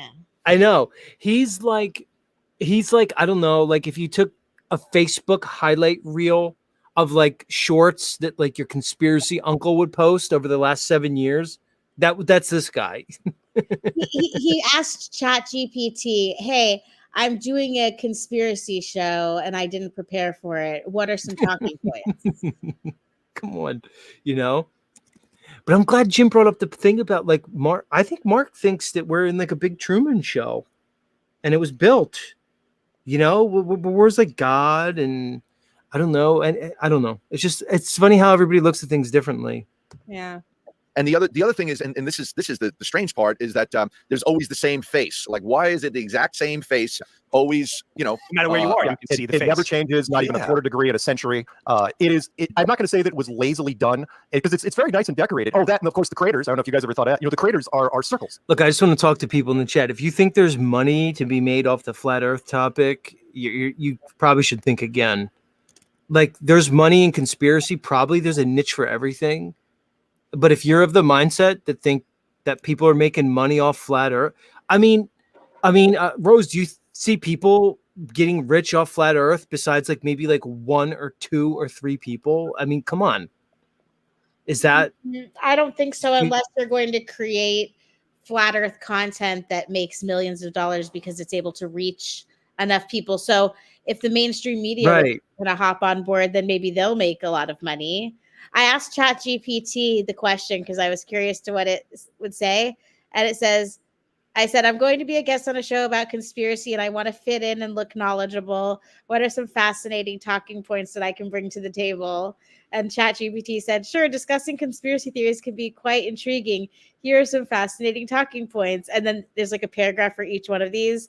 Moon landing hoax, Area 51, 9/11 truth movement, chemtrails, the Illuminati, and COVID-19 conspiracy theories. Nice one. Somebody in the chat saying, Contraire, you think Karen did that ish for free? Come on, Karen throws okay, so this is where I need to like just make a comment. And people know I'm not like best friends with Karen. So you're pointing to Karen as like the example of making money off flat Earth. So the one person who throws the one flat Earth conference, and she probably barely makes enough to like probably less than most people make at their like, I don't know, like assistant for like, she probably makes less than like a paralegal makes.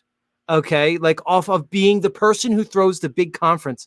So that's the example, chat person, that you're going to tell me that flat earthers are, there's so much money in flat Earth because you point to one person, Karen, who makes a conference that she probably just makes enough to cover her expenses and a little bit to like put herself up and like have a family and stuff.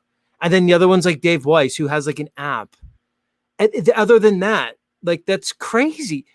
Rose, it's crazy to me that people think that there's a flat Earth grift going on and people are making money. Like, we're watching Mark Sargent, who's one of the original flat earthers. He's probably in the top 5 of flat earthers, at least in terms of like being able to secure finances from it. Look where Mark is living.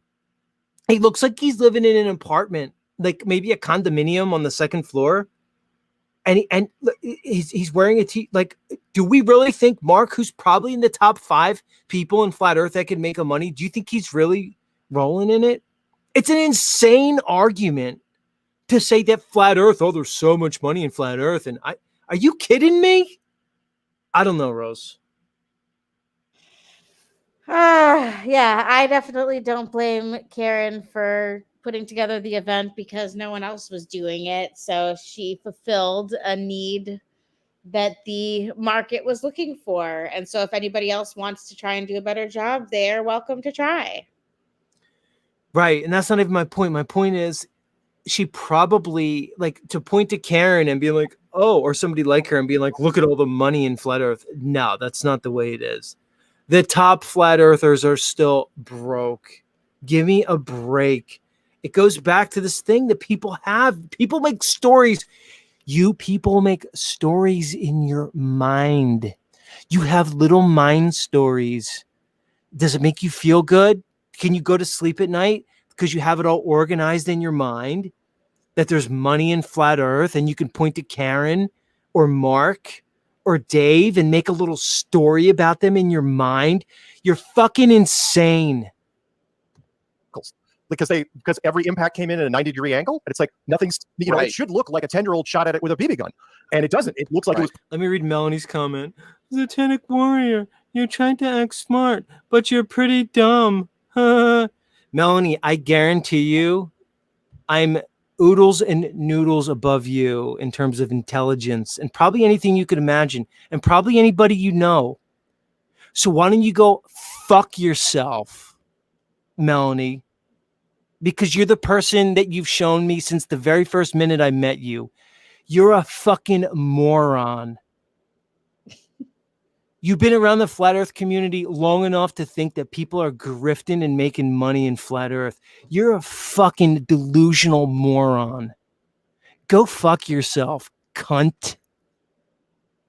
Like it was perfectly decorated. So we're a big circle here, a big circle. But yeah, yeah, Interesting. Well, Yeah. And then there's oh well, that and of course what we just witnessed, which was coincidentally, it is 400 times more narrow, but 400 times closer than the sun, which is why it fits exactly in front of the sun. And it's like, okay, that is a bit of a coincidence there because no other planet can claim that, by the way, and it's way I just oversized. didn't get that close. Right. Yeah, it's just silly. Anyway, Fascinating. Fun I am, stuff. my head needs to rest. Because I This is think fun. this was a lot of fun, and I want to thank you, Mark Sargent. Anything you want to? You have your podcast, or where can people? You know, find I'm not even I gonna. wanna see I'm only gonna advertise one thing because I promised him I would. We have a wonderful flat Earth app out there called the Flat Earth Sun, Moon, and Zodiac Clock app, which I didn't build. Some of our other people did. It's wonderful. If you want to find my stuff, just type in any search engine. Type in flat Earth. Oh shit. He showed Dave's app at the end. Oh, he must be in on it. It's a conspiracy. Yeah. I love these women who come in here like on the rag and like try to like put their bullshit onto me. It's hilarious. I'm not going to treat you with kid gloves because you're a woman, Melanie. You're just a cunt in my eyes. You're a miserable, no life having, got nothing to do with yourself, shut in, fucking total cunt who spends your entire life online. You're a fucking loser, nobody. You wasted your entire life. You're a piece of shit. Go fuck yourself. It's too bad the two of you can't get along because I'm friends with both of you. All I right, so can't back tell to if the she's just trying to push your buttons or if she really thinks that, Melanie. You can't possibly think that Z is dumb. Then Why she's would you just going say to that? push my buttons, and I'm just calling her a cunt because she's just an internet troll. She's been that since the very moment I met her, and she's a nobody. She hates herself, and she projects it on people. She hangs around the flat earth community and shits on it, hangs around the truther community and shits on everybody. From the shadows, she doesn't do anything. I don't care who you helped write a book on flat earth, Melanie. Go fuck yourself. You're bitter, and you're lonely, and I actually feel bad for you. Fuck off. Melanie, Anyway, can you just so- refrain from your troll comments towards Z when I'm a guest so you're not putting me in an impossible position? All right, so let's sum it up. So, okay, I'm gonna give Mark. He did well overall. And I wish he had more of the FE hat on when Q-Tard guy was taking his little moment to kind of throw a little wrench into it. That's kind of the critique I would give Mark, is just, that's the part where I thought Mark should have got a little bit more representative of, look, okay, yeah, I can see why in your mind you might think that this is a goofy topic that kind of makes other truthers look bad. But here's why I think it's legitimate. And that's what I think he should have did. Yeah, I thought it was a very nice introduction, just shooting the shit, maybe to demonstrate that flat earthers aren't just like crazy conspiracies that are going to make you feel like there's the guy with the wall with all the little pins and strings attached to it. And I think that maybe Mark figures that he'd be a good opener, and perhaps he's going to leave it up to someone like Austin or David or Karen or someone else, or even maybe Crow. I have no idea. Not that Crow is a big flat earther, but I'm just saying that this is just the beginning. And as you know, just like you were talking about the news earlier and all this fear porn around the eclipse, just like the news, just like YouTube, just like these comics and the celebrities, everybody who's a content creator is looking for more content. And even when they find that content, it's like a moment in Buddhism. By the time you think about it, it's already gone. So Jim's going to have to find more people to talk about the subject. And imagine all of the flat earthers going to be contacting him who are like, Jim, thank you for making me splooge tonight. Now you have to do this, this, and this. So no matter what mistakes Mark may have made, there's going to be other opportunities for people to share their point of view about flat Earth that will do an equally good job. Good point. Nice take. All right, Rose, we're over 3 hours. Thank you so much for being here, as always. And we got to watch this in real time in front of people and give our opinion, which is nice because I was going to watch it anyway. So at least we got to do it here. That was nice. Yeah, I really enjoyed it. And if it were up to me, we could come back again as soon as possible to watch the stand-up, because even if we got off the stream right now and you watched all of it immediately, you would want to watch it again tomorrow, probably. I wonder what platform I could find it on. I just sent it to you. It's on YouTube. It's there for everyone. Oh, it is. It's on YouTube. All right, cool. Here. I'm going to copy and paste it again for your convenience, so it's at the bottom of all of the links I sent during this night. Awesome. What were those other links that you had sent? During the interview, they were alluding to all these little space fraud clips, and I have links to every single space fraud situation that they were referring to. Like, for example, the augmented reality mistake where it looks like he's putting nothing onto a shelf, and the ridiculous hairspray people. So you can just copy and paste that into anything if you want to go through it sometime and keep it for yourself. Nice. Good stuff. All right. Well, thank you so much for having me, and I'll talk to you later. And I hope everyone has the most beautiful, wonderful, amazing night. Much love. It's Rose, everybody. Rose 777, to be precise.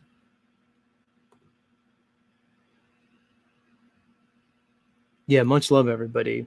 Yeah, Melanie, you're banned. I don't need you here. I don't like this attitude with certain people, and you're not going to get to use my chat as a little platform for yourself. So bye, people like Melanie and Melanie's friends. I don't care. You have to understand, I don't care anymore about like you people who want to come here and like latch on to me like a barnacle. You're not welcome. Just go. Bye. Get out of here. I'm not desperate to have you here. You have a weird energy, certain people. Like you're around like a community and then you just hate on people constantly. So then why are you here, Melanie? Why are you around all these people who you apparently don't like? Whether it's Karen or Mark or anybody, you have a weird energy and you're pathetic. You're the worst type of people. You're broken on levels that actually make me completely sad for you. You're disgusting energetically. You're low vibe. Get out of my life. Don't let the door hit you. Your people are gross.